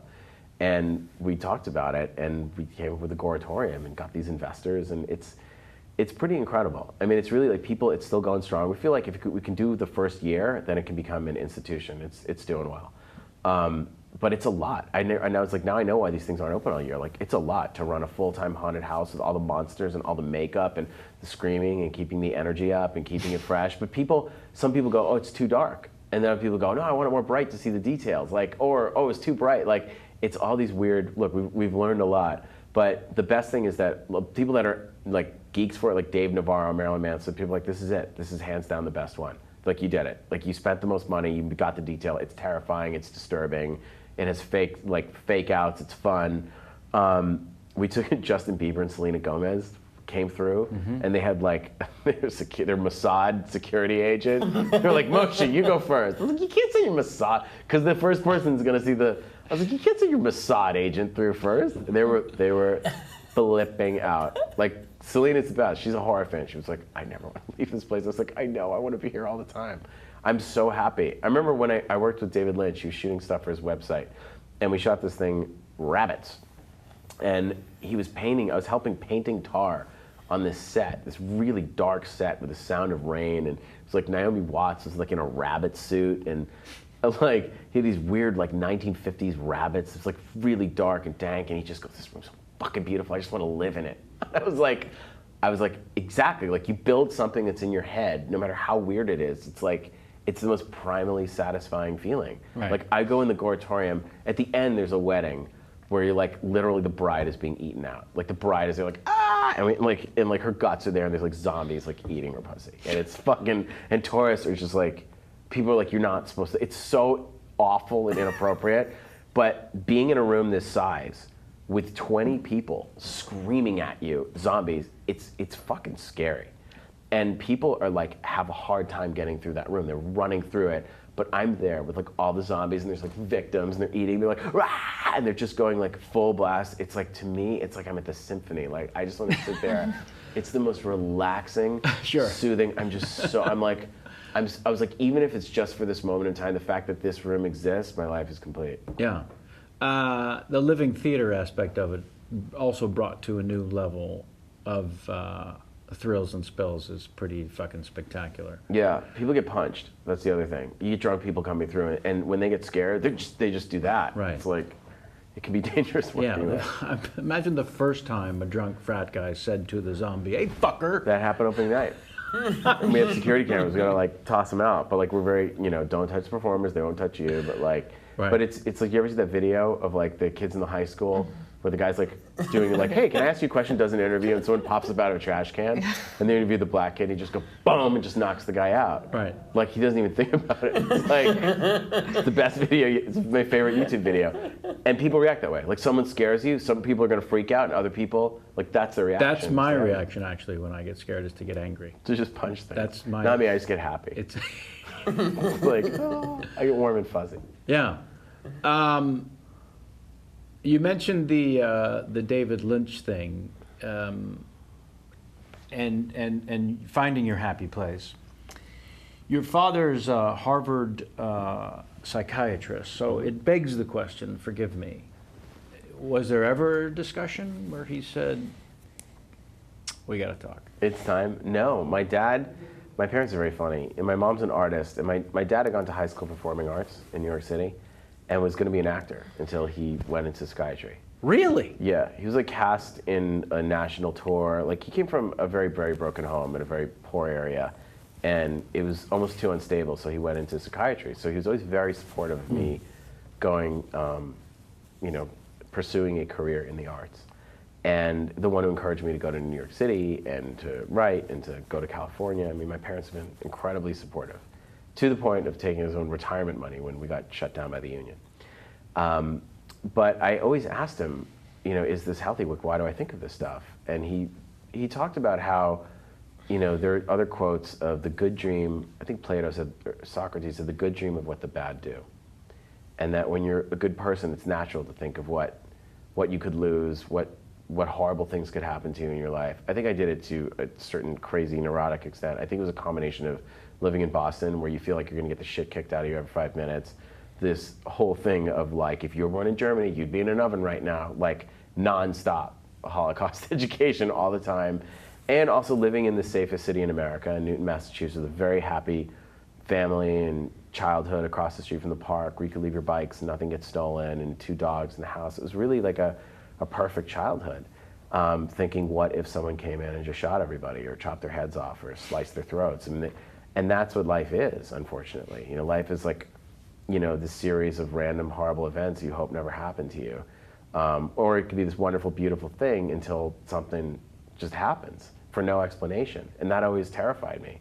So my dad would talk about fairy tales. You know, Grimm's fairy tales are very, very violent. It's children being baked in ovens and eaten, and horrible things happening to kids.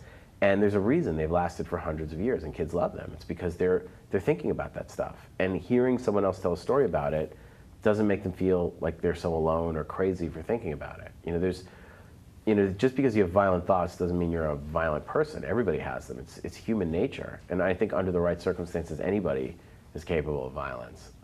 That's like, I did a whole thing on the Milgram experiments for Discovery. We recreated the Milgram experiments where people were told to shock another person. And we found the results were exactly the same 50 years later. I mean, obviously we didn't do it to the detail that Milgram did. But basically, people, no matter what they, like people that never seen horror movies, perfectly nice people, if they were told to shock another person, would shock them to death. Because they're like, that person told me to. But it was all about their relationship with obedience. So they never saw what they were doing as being evil. So my dad always thought this was very healthy. I mean, I was like the best behaved person. I was the camp counselor. I was the neighborhood babysitter.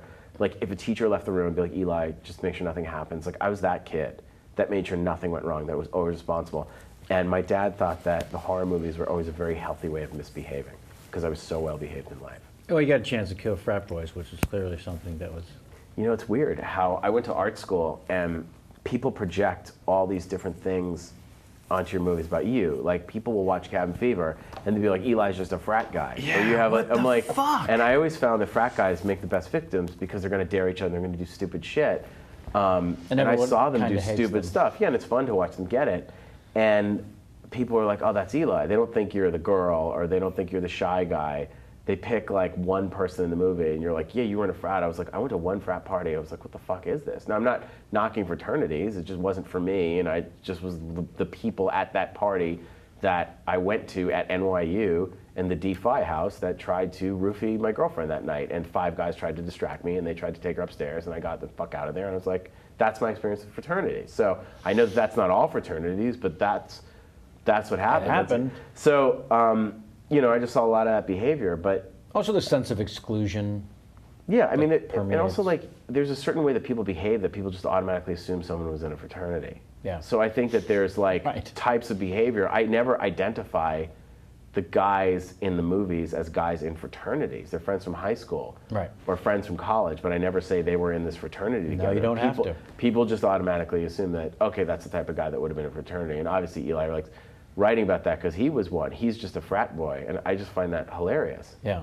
That suddenly you're only those characters, you're not all the other characters in the movie. Going back to the extraordinary experience of Inglourious Basterds, so here's an opportunity. You had this working relationship with Quentin to act in the film. I found it absolutely fascinating that with all of your experience, and you mentioned some of it about family history and Holocaust, that you actually drew on recording of Hannah Montana as a way to pump yourself up for a very specific reason of what that song represented. Well, listen, nobody's perfect. I gotta work it again and again and again until I do it right. Right. That's all I'm saying. I mean, you can try and find that motivation.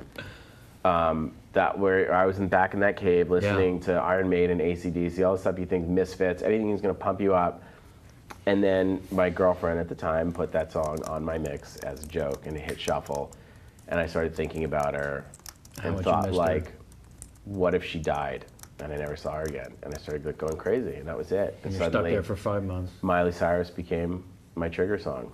Yeah. It suddenly was the emotional connection of, fuck, you have a girlfriend, and any day you could get killed. Like somehow listening to those songs that you'd psych me up, whatever that psych up music was, whatever punk rock, Circle Jerks, Dead Kennedy, whatever it was that gets you going, suddenly this Miley Cyrus, and the absurdity of like, what if Brad Pitt came back and was like, hey, what are you listening to? And suddenly you had Hannah Montana on. Right. I was like, how would I explain it's Brad Pitt? And then Quentin's like, action. You're just, yeah! I love the part also of. Also, I was thinking about how would I pull off Hannah Montana? Like, I was really deep in that. Like, that was a strain. I remember Quentin was like, Eli? And I was like, yeah, no, I'm ready. I'm like focused. But I was really thinking like, High school student by day. How could I be a high school student? Would I change my hair color, like my voice? Like, how could I be a high school student and a pop star? Action. Okay, that's what's going on in my head. You're like, you look so intense, the fire in your eyes, and I was really imagining how I, in real life, would be Hannah Montana. Yeah. Well, I've got a good Eli story actually from like the first time we got to Berlin and we're working on Bastards. This is how I knew we were going to get along. So all of the Bastards are in Berlin, and we all go out for dinner. And we're having a great time, and then we're like, oh, there's this great ice cream place, we'll go get dessert. And so we get dessert, and then we're talking about, we're gonna go to this bar, we're gonna go to that bar, we're gonna go to this bar. And then all of a sudden, on a dime, Eli's like, actually, I'm pretty tired, and I gotta get up early tomorrow, working on all that other stuff. So I'm just gonna hit it, guys. You can go without me. And I'm like, yeah, I'm gonna get out of here too. Actually, I'm beat. And so we start walking home in opposite directions, and then Eli calls me, and he's like, you saw Michael coughing, right? Like, that guy clearly has a cold. Like, there's no way I'm hanging out one more minute with that guy, because I'm not getting sick. And I was like, dude, I saw the same thing. I couldn't wait to get out of there. Oh my God. That is so true, and I'm so happy you brought that up, because that completely, it's like you're there with Tarantino, you're the Bastards, you're going out, you're gonna drink. Whoa, I gotta get up early, you guys. And we literally, like, me and Sam were total germaphobes, and I would always, like, and everyone thought that I was, Eli's lifting weights at the gym, he doesn't care about germs, and I'd be like, oh God, Sam, you're such a germaphobe. He'd be like, Eli's a real germaphobe. I remember, like, we had to, like, use, like, we're trying out, like, different weapons, like, which gun we want to do, and I just look, and everyone looks over, and I just see Sam, and he's just like this. And I go, Sam, the sink's over there. He's like, thank you. I'm like, I knew that as soon as Sam touched it, he didn't want to touch it because then the oil gets on. And then they were like, bring extra shoes tomorrow because we're going to be like in the pit with the mud, doing some rehearsal. You guys want extra shoes? And I could see Sam's like, and I'm like, Sam, just bring a second bag. He goes, that's what I was going to do. And Dan Kruger's like, what are you talking about? I'm like, well, obviously your shoes are going to get dirty and you don't want to put them in your bag with your other stuff because then the dirt gets on your other stuff. And we'd all be like, me and Sam and Diane's like, well, you two are crazy. I'm like, no, we're just Jews. That's what we did. We're just like, we're just, like, that's how you could tell who were the Jews in the production. Were the people that really had a problem. They didn't want to get dirt. We almost, BG Novak and I almost did this. I wanted to so badly. And I'm really sorry, I will confess. We had the best prank we were going to do on Sam, but we never got to execute it because we were shooting. I wanted to take 2 giant muddy boot prints and stick them on either side of Sam's toilet and leave a walkie on like the grip channel, like on full blast. So Sam would walk in and be like, someone took a shit in my trailer. We never did it. Oh, it would have been the best gag ever. And we're like, nothing. Like, crumple up his towel. Like, we were like, who has the best boots for that? And like, let's get a grip walkie and leave it on like loud German. Sam just comes in his trailer and there's like boot prints and a walkie. Like, ah! You should have done that. We should have done that. We should have done it. That would have been great. That would have been splitting the atom inside of his brain. Oh. So ridiculous. Getting the gig, one thing, and then getting to say, if there's anything I can do, the second unit, whatever you need, and then getting to shoot the entire, which I watched, 6-minute version Nation's Pride. of Nation's Pride. I watched the entire thing. You know, there's a hidden version on the DVD. I know there are these things kids call DVDs that people used to buy that actually went in where you'd watch a movie. The coasters we're using for these coasters used to go in a player to play them. And then when he's carving the swastika, if you hit enter, I actually got permission to use. We had to get like permission from the German government, original Nazi music, which is totally hard. It's hard to even find. Yeah. But we got it, and we got special permission to use for the movie. And I did a cut of Nation's Pride to like cutting the whole final battle to like Der Fliegel. It's all about the glory of the Empire and the Nazis. So you can watch it with actual Nazi music. Yeah, no, I watched the whole 6-minute version and felt like, where do I sign up to kill more Jews and more soldiers? You know, it's extraordinary in you. terms of propaganda. Thank you. Quentin told me, Quentin's like, this is actually too well made for a propaganda movie. And I remember when we watched it. It wasn't slick, though. There was nothing slick No, about it was like hammy and period. It was really fun to shoot. It's almost like the most verboten thing as a Jew you can do is to shoot. Or exercising all of that. Yeah, or I was like, fuck it. I want this to be, this has to be the greatest Hitler movie, this has to impress Hitler. We're like, guys, the Fuhrer is going to be seeing this. Like, Right. I wanted to do something that would rile up the audience. And I'll tell you this, when I was sitting in that theater, the first time they played it, even though everyone was acting, with 300 Nazi extras in their fucking swastikas cheering the swastika and the power, the glory of the people getting shot, I was like, wow, I hope I didn't start the Fourth Reich. And I was like, neo-Nazis are going to watch this and be like, it's so good, but a Jew made it. But it's so good, but it's a Jew made it.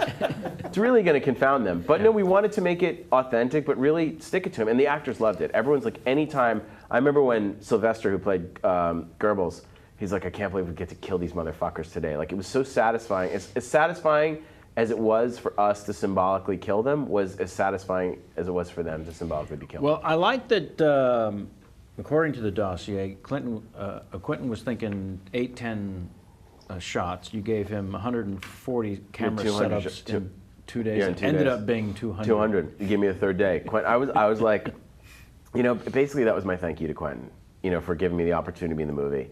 And also, I didn't want to give up my director card so soon. I was like, someone would be like, yeah, I'm a director too, guys. Fly in my brother, and we'll give you. Yeah, and we did it. We paired up, and we gave him those, like, I got 2 cameras, and we organized it, and I wrote it out. I mean, Quentin wanted to do the close-up of Zoller, and who wants to send a message for Germany? He's like, I need to do those 2 shots. But he's like, just give me some guys getting killed. And we fucking threw them off buildings, and it was incredible. I remember shooting with, like, when they're carving the swastika, and the Germans like, you can't do this. This is so forbidden. But they fucking loved it. Right. It was crazy. It was a crazy shoot because the daylight was from 8:45 until like 4:15 in the afternoon. So we were just running and gunning, as they say. And I remember it was on the 70th anniversary of Kristallnacht that we shot it. And we were thinking, like, God, imagine what was going on in this where we were in this eastern part of Germany. Like, what was going on 70 years ago, and here we are, fucking shooting this. But you ended up using, first of all, the pile of American soldiers as it continues to grow into a wall of... The wall of dead bodies. That was so fun. Everyone's like, how are you going to do it? We did it with risers. It was a trick shot. That was really fun to do. It was hilarious in its absurdity, of course. But it seemed like you had access to a couple of hundred extras would ensure, and obviously that couldn't possibly Oh my have been God, the we case. had, I think, 25 people. Right. And we had to make it look like 200. Yeah. So we just did, I mean, I remember Enzo Castellari, who directed the original Inglourious Bastards, the other Inglourious Bastards. Castellari did a movie where they had the Battle of Dunkirk, and I forget the movie that he directed, I'm blanking on the title, but he had a battle scene that, I remember seeing that shot in Atonement that went on and on and on, and this fucking blew it away. I mean, and I was like, how did you do hundreds of guys, like, getting into all these planes? And he had one real plane, and the other one was a cardboard, and then he had toy planes that he put way, way, way down, and he had little army men on strings that he dragged. And with the real guys running in the foreground and these other things locked off, he used all those miniatures. And I was like, that is fucking brilliant, dude. It looked so real. Your eye absolutely could not tell. So we're like, okay, if we can put 3, 4, 5, 7 bodies in the foreground and pile it up on risers and put like sandbags in between because it's black and white, right, and just put wardrobe around, then it can make it look like a pile of 100 guys and just different lenses, and you know, it's soldiers, so you can just keep reusing them over and over and over. Yeah, I would encourage folks to check out this 6 minute, just to know that it's 200 camera setups in 3 days. And Zoller, and it was great. The best part was working with Daniel Bruhl, who played Zoller. That was the first thing he shot. before he shot anything with Quentin. Shut up. So, no, it's the first day was with me.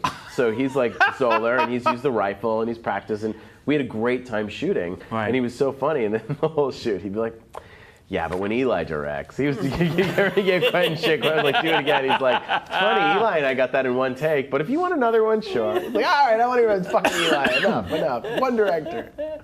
Someone played a wonderful game with you online many years ago where they asked you to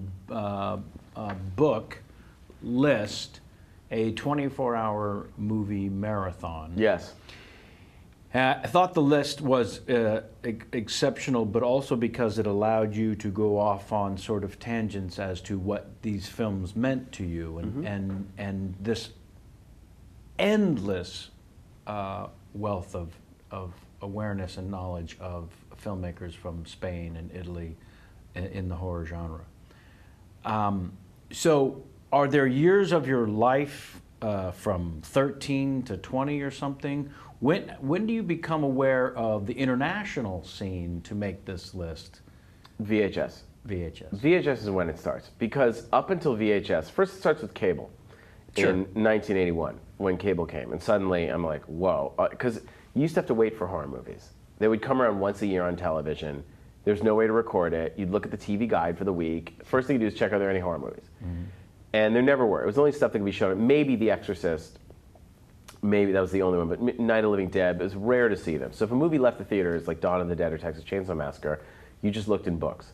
Then VHS started, and suddenly everyone is watching. All of a sudden, it was like a feast. And I remember in 7th grade, all I did every weekend was get like 5 or 6 movies with my friend Jeff Rendell, who I wrote Thanksgiving with, and we would just make them die slowly, Splatter University, Zombie, and I noticed there was something different about a lot of these movies. They didn't look or feel like American films. Now I know that was the difference between 16 millimeter, 35 millimeter, low budget, and I thought a lot of the Italian films were terribly done. They thought they looked bad, the sound was weird, and I loved them, and the gore was amazing, but I was like, why do they have bad acting? Then I realized they're all dubbed, and then I realized that a lot of these transfers, once DVD comes out, you realize how beautiful these films were. And I knew all about Lucio Fulci and Dario Argento, but the copies that made their way over to America were these terrible transfers with awful dubbing, and you're finally starting to watch movies in Italian and also getting into the aesthetic of it.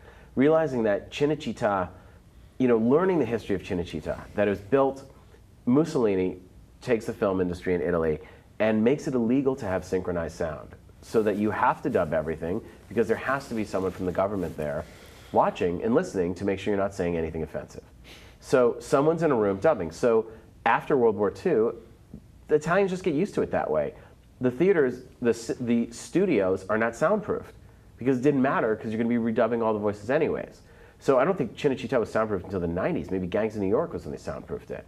So all these movies of the 80s, what I at first fought against as a 12-year-old, because I wasn't used to it, I started embracing as I'm 18 and 19 years old. I love the dubbing. It gives it another worldly, this strange, surreal, because they're speaking English, and then they're redubbing it in English, but with American actors. Or the same guy's like, yeah, there's one guy in the Fulci movies that's every cop, he talks like that. Oh, let's go check in here. Like he's in Spanish, it's like this one guy did every voice. And you start to become obsessed with that guy.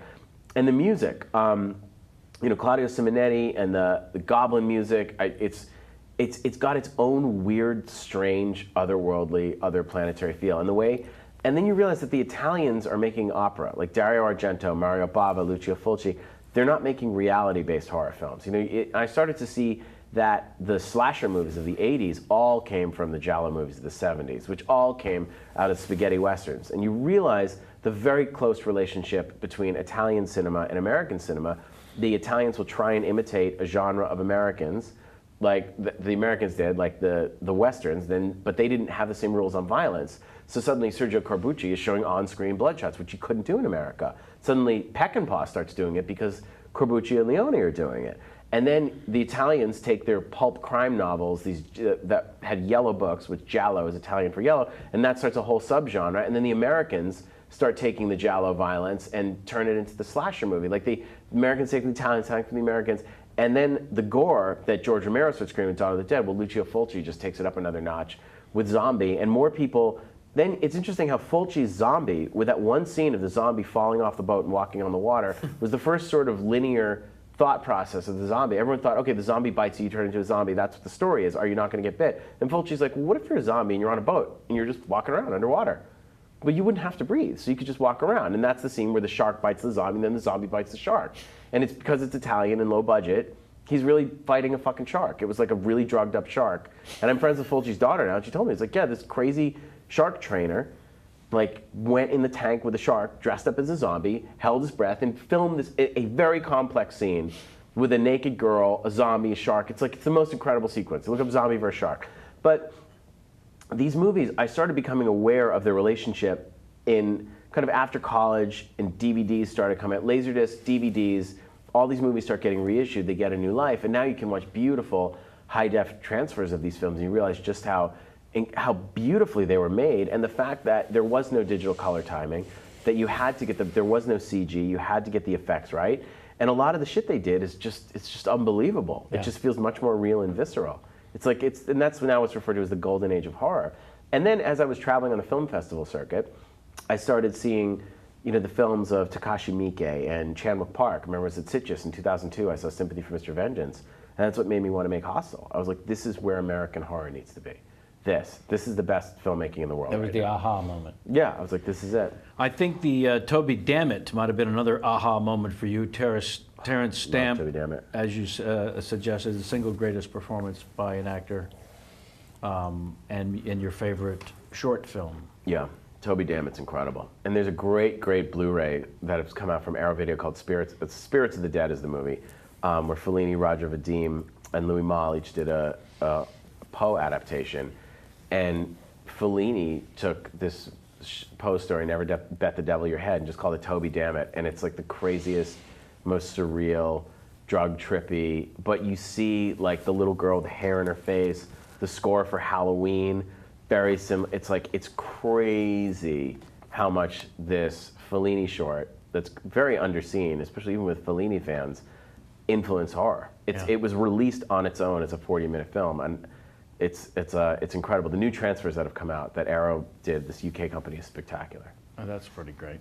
Let's go through this list and see if you want to change anything. At 12 p.m. it all starts off with The Thing for you. Love John Carpenter's The Thing, a perfect movie. Perfect way to start the 24-hour horror movie marathon. Yeah, I mean, I remember actually rattling this list off the top of my head. Okay, that's what I wanted whether or not I would start off with that, I probably would start off with something a little more fast-paced. I'd start off with Umberto Lenzi's Nightmare City, like a fast-paced zombie movie. Nice. And number two, at 2 p.m. you did have, in fact, Zombie. Lucio Fulci Zombie. I do Zombie after Nightmare City, so people could understand the subtle difference between Umberto Lenzi and Lucio Fulci. And then I would throw Ruggero Deodato after that. You have to do that. I don't think there's any discussion for it. 4 p.m. you've got the original The Vanishing, which may be one of the most haunting films I've ever seen. Yeah, that movie still disturbs me. That's a big influence on Hostel, the Dutch film. It's unmatched. Yeah. It's so smart, so well done. And I had my quiet. DP. Yeah, I had my DP from Hostel. The movies, like, that was one of the movies we really studied in terms of how I wanted Hostel to look, like The Vanishing. Wicker Man. Love The Wicker Man. The original one, not Nicolas Cage in a bear suit, Wicker Man. Okay. And that's a musical horror movie. Yeah. And I love the music in it. There's a song from it. You have... Willow's song, exactly. We used it in Hostel. In Hostel. But that was the Sneaker Pimps sampled it and updated it. We used the Sneaker Pimps version. Right.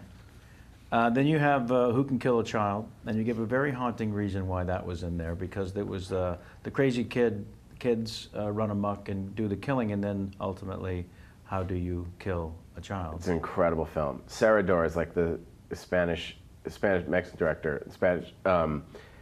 He had I think he was actually maybe originally Chilean, if I'm not hallucinating that, but he had a TV show in Mexico that really was like, he hosted, that was like Alfred Hitchcock Presents. He's a Spanish director. It's brilliant. Did a movie called The House That Screamed with Lily Palmer. But this movie, Who Can Kill a Child, from 1975, is unbelievable. It was actually recently remade, and I've not seen the remake. Oh, really? But the original is one of my favorite films of all time. It's so fucking tense, and it's such a great slow build. But there's the whole thing where these kids are killing, and it's like they have the gun, but like, how do you shoot a kid? Yeah. The kids fuck them up. It's great. Eraserhead? Love Eraserhead. Was next. I mean, you just have to watch Eraserhead. Yeah. When you're that tripped out and hallucinating, and people are just like, the audience would be fighting it. It's not like going to wake you up. It's just going to make you more and more disturbed and upset. But it's also, after your brain has been pounded, that's when you're most susceptible to just being open and letting yourself wander into this hallucinatory nightmare. Now, have you and your friends ever done this? A 24-hour marathon? I have done 24-hour marathons, for sure. Not this specific one, Right. but yeah, The absolutely. butt-numathon. I've done butt numathon. They used to have a thing there used to be a theater in Boston, in Cambridge, called the Orson Welles. And at the Orson Welles, they had a horror marathon and a sci-fi marathon. And the sci-fi marathon, you could buy a ticket that was 12, 24, or 36 hours. And I remember as a kid, my parents would only let us do the 24-hour ticket, but there were people that did 36 hours. They did 24 hours, they did Schlock Around the Clock. 1 year with 24 hours, the worst movies, and then they would do the sci-fi marathon in the summer. Then they moved it to the Davis Theater in Somerville, but I remember as a kid doing that and seeing like Metropolis, and it came from outer space, and then Star Wars, and then Dark Star, and it was just fucking mind-blowing. What about Creep Show when Ted Danson's covered in seaweed coming after Leslie Nielsen? What does that do for you? I love that sequence for a number of reasons. He's making fun of me because I love Creep Show. Creep Show is one of my all-time favorite movies, but I always preferred The Cockroach. Oh, yeah. But I love that segment. one. It's also great to see Ed Harris with hair in the beginning. But I still reference that movie all the time. Father's Day. Creep Show is a masterpiece. That was a huge, huge, huge influence. I was we do a pumpkin carving party every year, and one of my friends brought her 7-year-old daughter, and first I put on American Werewolf in London, and she loved it, and then I put on Creep Show, and it scared the fuck out of her, and we had to turn it off, and I had to put on like Nightmare Before Christmas. Yeah, but I was just like, I thought I was like, when I was little, like I thought the opposite. Like I was always like freaked out by American Werewolf, but Yeah. I don't know, it's just interesting what people find Oh, yeah. creepy. Audition. I love Audition. It's a perfect movie. That's that messed up movie. So good, but it's such a great movie, such a great comment on society, on these men wanting these subservient, little, perfect, obedient women that will do whatever they say, and how that all goes terribly, terribly wrong. Right. But it's precision in the photography and the performance, and you're watching the friend, Ryo Ishibashi, watch his friend go through this thing. It's like trying to warn him, like, are you crazy? This is a bad idea, this is a bad idea. And the guy just doesn't listen, puts blinders on, and it just... Because he needs perfection. He wants perfection, he doesn't want to listen to anyone, he just shuts everything out, but he wants this perfect little subservient girl that will do, and he's a nice guy, but it's still this very chauvinist attitude, very reflective of the society that wanted someone that would be a type of person that wants an obedient girl that will just nod and do whatever you want, and literally she's got someone in a bag with no fingers and no tongue. It's an amazing film. I love it. Torso. Love Torso. And Pieces, did I put Pieces after Torso? Because that's kind of the perfect double bill. no, I think, yes, you did actually. Yeah, Torso and Pieces are two great human jigsaw puzzle movies. Torso is Sergio Martino. It's a great, great, great giallo film. And there's the whole thing is a build-up kind of to the last 20 minutes of the movie. But there's an actor from Torso, Luke Miranda, that I put in Hostel 2. I actually shot Hostel 2 to look like Torso. If you watch Torso and Hostel 2, the first 10 minutes of Hostel, it's like, I shot it to look like Torso and Aldo Latto's Night Train Murders. And when you say you shot it to look like, are we talking about? Telephoto lens, tracking shots, piazzas in Italy, warm colors, zooms. I looked at Torso and I was like, this is what the movie will look like. It has to look like this. Right. I showed it to my DP in terms of like the grain structure from everything to that. This is the look and feel aesthetically of what this movie is. So when something like the new TV series American Horror Story, which is a horrific experience, gets the type of accolades and the word genius being used over and over again, how do you feel when, while the fans are going insane and the numbers are piling up to prove that show's getting incredible critical acclaim, and I get labeled a pornographer? I mean, obviously you make peace with it in your own way, but I mean, if you're doing the kind of movies that I'm doing for critical respect, you're fucked. Yeah. You're in the wrong business. Yeah. Like But you know that going in. I never gave a fuck what critics thought, ever. I mean, my mom's a painter, and she's a brilliant painter, and whether she gets in a show or not, she's still a brilliant painter. And she's always taught me, just do what you do. And for me, the only validation is the fan response and time. And sometimes it takes time. But time is the ultimate critic. I mean, last week, Hostel 1 and 2 were shown on IFC. They're running on television all the time. People are still arguing about whether it's a good movie or whether it's a piece of shit, whether it's pornography, whether it's art, whether it's social commentary, whether it's crap. I mean, I made something that I thought of, wrote down, shot, and people are still talking about it. That's all you ever wanted as a director. I mean, like, the only thing I cared about when I saw Evil Dead was that Stephen King liked it. That's it. I didn't give a fuck what any review said. And if you go back and reread, like, the sci-fi press, they trash Blade Runner, they give The Thing a terrible review. Like, it doesn't matter. No. Time is the only critic that matters, whether kids are watching movies years later. So I'm not jealous or envious. I'm happy for them when they get credit because I enjoy the show. Do you watch the show? Yeah, I do watch the show. I mean, I've been making my own movies. I haven't watched a lot, but I did the first season. I thought it was fantastic. You probably get it on Netflix. I think it is on Netflix. A regular fan and friend of the show, Renee French, did want to actually had a question. Mr. Roth, could you talk about growing up around your mom's amazing paintings? Oh, that's a very nice question. Yeah, my mom, who was a school teacher and a music teacher, and actually organized the first New York City teacher strike. She used to teach in Bed-Stuy, and told me the stories of how when she was 22, she would get her school that she taught in Bed-Stuy was the first New York City, the first school with a full-time armed police officer. Shows what kind of neighborhood it was, and she would have to go across the street and pull the fifth graders out of the whorehouse, like when they weren't in class. It was that, and this is the early '60s. It was a rough time, and she was a music teacher, and she still hears from some of her students who were gone on to be professional musicians. But then at 40, she started painting. And I was, I think, 8 at the time. And I was like, but Mommy, you stink. And she said, yeah, I know. That's why I'm going to art school, to get better. But the fact that my mom at 40, which I'm just turned 41, just said, I'm going to do this, and then starts going to art school, I thought was pretty impressive and excelled at it. And her paintings are fantastic. And she shows in the OK Harris Gallery in New York. Which is a big fucking deal. Yeah, Let's be clear for those who aren't aware. No, it was hard to get into and so now we moved to LA, and now she just go through the process of finding an LA gallery, and it's weird to see how people treat me versus, okay, a woman, in her 70s is not as interesting as a guy, like a director in their early 40s. It's interesting, but her paintings are amazing. And what I loved about my mom was she has her studio, she would paint, she would just go in and paint. She starts with a blank canvas and just the idea in her head. And it's totally self-done and self-driven and all based on growing up in New York City. And they're like Jackson Pollock. They're abstract, beautiful, beautiful paintings. And I have them in my house, and other people bought them. But she's, just the motivation of not waiting for anyone's permission or not saying you have to make a painting about this. Just she has a dream, she sees an image, and she paints it. I mean, that's very much how I create and how I write. That's why I always was very, related to my mother and connected to my mother on that artistic level, that she was always say, just keep doing what you're doing. Don't listen to anybody, just listen to yourself. And you did so again on The Green Inferno, which you just finished or in post on now. Yeah. What can you tell us about it?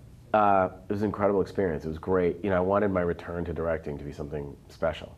And I wanted to be hungry to direct again, and I really was. I was really ready for it. And it was great to write, having been through the process of an actor on Tarantino and Man with the Iron Fist and these other movies. I felt like I could really, I know what to do. It's such a different experience directing at 40 versus directing at 30. I feel like I was still at the same level of intensity, but I was much more relaxed about certain things. I was much more confident, and I could certainly direct as an actor's director in a way I never could before, and with a confidence I never could before. And I knew it was, thank God I made the other movies, because we went deep into the jungle. We went in the Amazon and up a river to a village in Peru that was farther than anyone had ever brought cameras before. These people they had no electricity, they'd never seen television, they didn't know what a movie was. Why did you do this? Because it's about these student activists that go to save, it's basically about people that get really wrapped up in causes that they know nothing about because they want to look like they're good people. Sure. I see this sort of, all this we live in Twitter LA, I don't know what is you're just, talking no, about. it's Twitter. It's this demonstration of I'm a good person, I'm a good person, I'm a good person. I'm going to jump on a cause even though I don't know shit about it. Coney 2012. And then the guy's fucking jerking off on the street, and it does absolutely nothing. And the government in Uganda is like, yeah, no, he's not here. We've been looking for him. We know what's going on. Thank you. Kids and Twitter and your fucking phones. Or people are just like, see something and hashtag it and want to retweet it where it's Free Pussy Riot. They don't know anything about it. It's just like Free Pussy Riot. That's because it's a cool cause. So it's about kids that get caught up in that and they want to protect uncontacted tribes. And they go down and they're like, well, now we have phones and these are more powerful than guns and we can stream it. And we can, and they do and they stop it. And then the way back, their plane crashes and the very people they saved are just like, lunch! And just fucking take it. And so we had to have a village that was truly looked like it was uncontacted. So a lot of these villages, there's satellite photos and we use National Geographic research and some of the, and we needed a village that was in the middle of nowhere that was completely pristine. These people live in grass huts and we didn't have to build very much. And the way we paid the village was we put metal roofs on every house in the village. It was incredible. That's got to be a great feeling. Yeah, it's a really nice feeling. I mean, and plus the way we're paying the old people in the village, everybody wanted to be extras in it. So these people are playing like these fucking cannibals and like full natives with bones in the nose and everything. And they were just so thankful. They're like, we're too old to work in the farms. And now we're getting paid, more money in a day than we would in an entire week. It literally changed the economy of the entire village. It was incredible. How long were you there? I was there for a month. Whoa. Yeah, it was intense. It was like, and we're talking no bathrooms. It was 5 hours of travel every day. You get up and you're like, you have to have long sleeves all the time or you get devoured. The bugs were like the bugs in the mist. It was like Sergeant Troopers.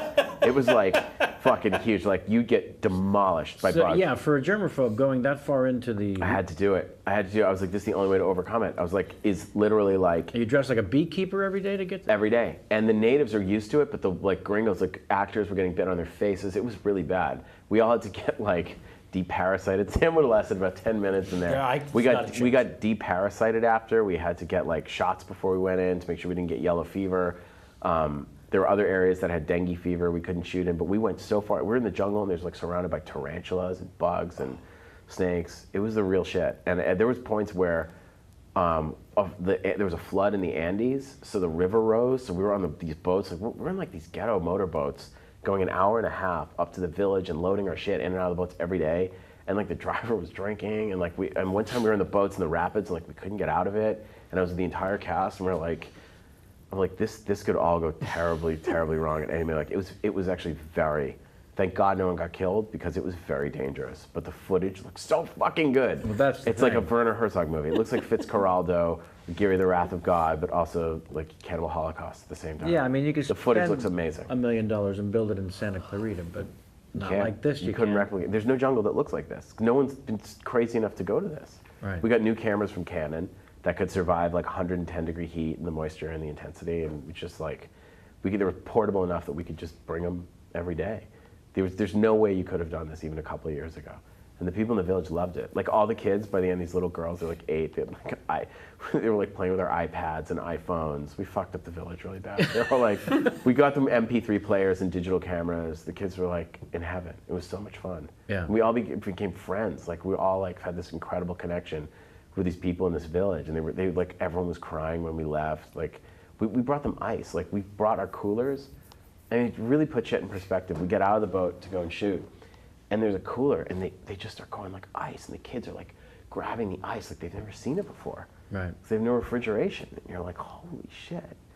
These people are freaking out over Diet Coke or Gatorade. They were Gatorade. That was holy water. It was and incredible. Then there's that moment where the ADPA rather says, "Hey, that's for the crew only. Don't." By the way, we had to start hiding it from them. Of course. Because the crew looked and we're, where's our drinks, and everyone was drinking it. Yeah. It was fun. We'd all shower, everyone's covered in blood and makeup, and then we'd all go to the river and bathe in the river. The whole village and the cast, everyone's in their underwear, shampooing and showering with the kids jumping all over you. It was surreal. It was such a weird, incredible. Was someone shooting B-roll on all of that, I hope? We got some of it, but it was also you couldn't, Right. The kids were so fun. The little boys that were 10 were little men. They would hold up the girls' hair, blow on their necks. And all the girls would be looking at us why don't you guys do this? They know how to treat a girl. You have died of dysentery. I would have died, yeah. So you're in post for how long, gotcha. and when will we see this? Well, I'm going to finish in June, and the plan right now maybe will be I'm not sure, but maybe premiere at the Toronto Film Festival. So we shall see. Had a little bit of success there. Yeah, it's worked out in the past. I like it there. Yeah. Sammy, it's time for a little fun. Wow. Let's do We it. like to call Who Tweeted.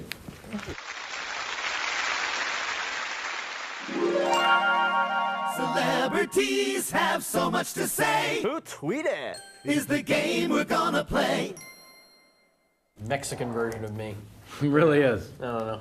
Hey! Chilean. Hey! Sammy, what's Sam. going on? What do you got? What is this? We got a hot game called Who Tweeted. All right. All right. All right, so what I'm going to do is I'm going to read a series of 8 tweets. And all of these tweets were authored by either Tyra, Paris, or Bieber. Okay. All right? So I will begin reading a tweet, and when you think you know who wrote that tweet, you ring in by saying your name. Then I will point to you. You have 3 seconds to say Tyra, Paris, Bieber. Ring in, you get it right, you're going to get yourself 5 points. Okay. Ring in, you get it wrong, you're going to lose 3. Penalty for being incorrect. That's correct. I see what you're saying. But once someone rings in, they either get it or they don't. We move on to the next question. Is there some sort of prize for the victor? Oh, you're goddamn right there is. What the hell is that? Wow. How about that, my Jewish friends? It's a Wow. dancing, singing Andrew Jackson. That is Look at that one son of a bitch. That is a fabulous lunch. All right. Well, don't get carried away. Fabulous. Yeah. I live in the valley. Here we go. Are you ready to play? I'm ready. Tweet number 1. Don't just get carried away by your dreams. Live them. At Eli Roth. Paris Hilton. Ooh, sorry, no. Ms. Tyra Banks. Wow. Tyra What? Banks. That's all right. It's all right. -3. Last game, I think we were incorrect. Incorrect. 7 out of 8. Seven out of Seven. eight. It's all right. It's a tough game. Tweet Yeah. number 2. Just landed back in LA. Can't wait to get home to see my pets. Hashtag home sweet home. Kevin Paris. That is correct. Ooh, lucky Jew. Tweet number 3. Uh-huh. At the Children's Hospital in Columbia today, visiting the kids. Loved spending time with them. Eli Tyra. Sorry. Wow. Also Paris. Paris Also did not Paris. do that. You have made this up. According to her Twitter, she did. I think this is propaganda. It's all right. You know what? I could tweet that shit too. We should both be tweeting. Yeah. that. No one's going to call us on it. I'm going to hashtag it. All right. Tweet number 4. I went to bed at 8:45 p.m. last night. Some may chuckle. Kevin Paris. Oh no, Ms. Tyra Banks. See, because I thought we were going for not fucking possible. Tyra Banks. None of them go to bed at 8:45. No. She must have been very sick. Tweet number 5. Blessed to do what I do and see the world. Eli Bieber. That is correct, sir. Back on the board. Back in the game. He's off the schneid, they say. Back in the game. All right. Tweet number 6. You put high heels on and you change. Eli Tyra. I'm sorry. No! You had Paris. 50-50. You had a Terrible. 50-50 there. It would have been great if it was Bieber. Hard to believe. Would have been awesome if it Would have was been Bieber. amazing. Would have been amazing. All right. All right. Tweet number 7. Feel it? You're good. It's not over. It's not over yet. Mathematically, it might be. No, it's not over yet, I assure you. Tweet number 7. Yeah. Some of the rumors about me, where do people even get this? Eli Kevin. Bieber. Oh, Oh, that is correct, sir. nicely done. Putting you plus He knows one. his Bieber. He does know his Bieber. Plus 1 to Kevin's Plus plus two. 2. It's anyone's game. This Anyone's is it. game. No, it's It's anyone's down game. to this. Is this the last one? The 8th and final tweet, my friend. There can be no ties. Kenny, come on. Help. Tweet number 8. Relaxing in my hotel room. Just got delivered room service. Kevin Paris.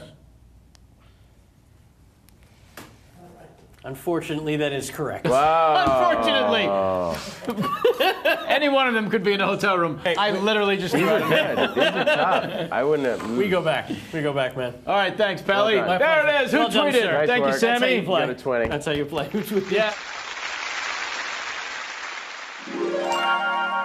Celebrities have so much to say. Who tweeted? Is the game that we just played. Goretorium in Las Vegas, 24 hours? No, it's not 24 hours. Right, so what are the hours? of it? It's like there you can go and buy Those poor merchandise. actors. No, you buy merchandise during the day, and I think it's 7 o'clock is when the fun starts. Oh, nice. But there's like the bar is open during the day and the store. Right.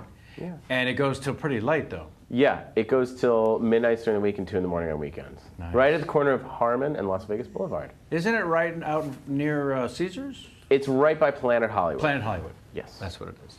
Next to, I think there's a upscale Hooters called Twin Peaks, right next door to Twin Peaks. There is. hope. I'm serious. Well, you can't miss it. And it's right overlooking the Strip. It's a I very thought that was fun just a bar really day to go. well-crafted joke. No, I wish I was that clever.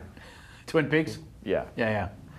All right, and so we'll get out there and watch Hemlock Grove 13. Aftershock, May 10th. That is the May 10th. Yeah, May 10th. Right. It's coming in theaters. It's everywhere. It's theaters and on demand. Number 1 on the call sheet. How was that experience for you? It was good. Yeah? It was nice. I mean, there was a lot going into that and a lot of pressure on you, a different kind of pressure. It took a while, and I finally had to write myself as number 1 on the call sheet. Sure. But I made it. Yeah. And now I have it, and it's framed at my parents' house. Suffice to say, you enjoyed the experience all told. Loved it. Because I was a friend directing, and I'd written the part, and it was with my friends acting. It was great. Yeah. And it's very different. It's very different from Donowitz, so I think people enjoy it. Donnie Donowitz, indeed. Well, I can't thank you enough, honestly, for spending a couple of hours like this, like you have. Can you Yeah. believe it's been a couple of hours? Yeah, I know can. I actually seemed thought like it was 4. 1 hour, and now it's 2, and I really have to pee. You so. didn't quite break the John Landis record of just under 3 hours, but you did damn well, and I can't thank you enough, honestly and truly. Thank you. No, it's a pleasure to do it. Thank you. I'm happy this exists. That I'm is such a psyched to thought. see when it's cut down into a 15-minute interview, what it's going to look like. We don't edit, but until we're paid a lot of money for 2-minute clips. But Okay. in the meantime, it lives as a full unedited interview. Thank you, honestly and truly. My pleasure. I threatened you about the Larry King game. That's the last thing you have to do. Your camera's there. Here are the rules again. Bad Larry King impression. Something about Larry that no one wants to know. It's not about you. It's about Larry. And then go to the phones. If the name of the city is funny sounding, it's not going to hurt when you're ready. How does it go? Okay. Bad Larry King impression. And then it's just Larry sharing something Yeah. about himself. And then he goes to the phone. Anything at all he shares about himself, and then goes to the phone. I can't. I'm doing Johnny Carson. That's perfect. That's on you. That's where. Charles great Carson. Can I do? Do it as Charles Grodin. Do it as Charles Grodin. A lot of people don't know about my polyps. I won't say where they are. Weehawken. That's it. Yeah. That's all it is. All right. That's beautiful. That's the best Bad Larry King impression Yeah. as Charles Grodin. Charles Grodin doing we're a ever Larry gonna King get. impression. Yeah. Can't thank you enough. All right. Tune in next week. Write to us at contact@kevinpollackschatshow.com. I think we're off for the Cinco de Mayo, and then we come back with Peter Farrelly, if I'm not mistaken. May 12th, Peter Farrelly. Check the calendar at kevinpollackschatshow.com. Send us all kinds of information about you and how you do the show and so on and so forth. I want to thank Kenny, Samm, and Jamie here inside the studio. Out there, we've got Jimmy Ewing bringing around the outside curve. Josh Negrin and Jason McIntyre and Angie. Angie took in a place for Samm doing makeup today. I had to give Angie a shout out because her and Samantha do those horror nights they're really awesome at doing special effects makeup, and they do those every And they deserve every Halloween. that shout out. And which I think is, which I don't know why I'm so fascinated like that. I was like, see, they have like real talent. Like I'm fascinated that they can do that because it's like something I could never do. Well, yeah. And like I don't know. I think it's super cool that they're like really into it and are good And I at think it. it's cool that you care enough to give them that shout out, quite frankly. Sam will be back next week. Thanks to Elaine Ewing as well, our social media maven. That's it for now. Thanks to the Tonks and Ting. And we raise our cups. Let's go to the 2-shot if we can for this one. We're going to do the double. Until next time, and as always, get out of our face. Well done.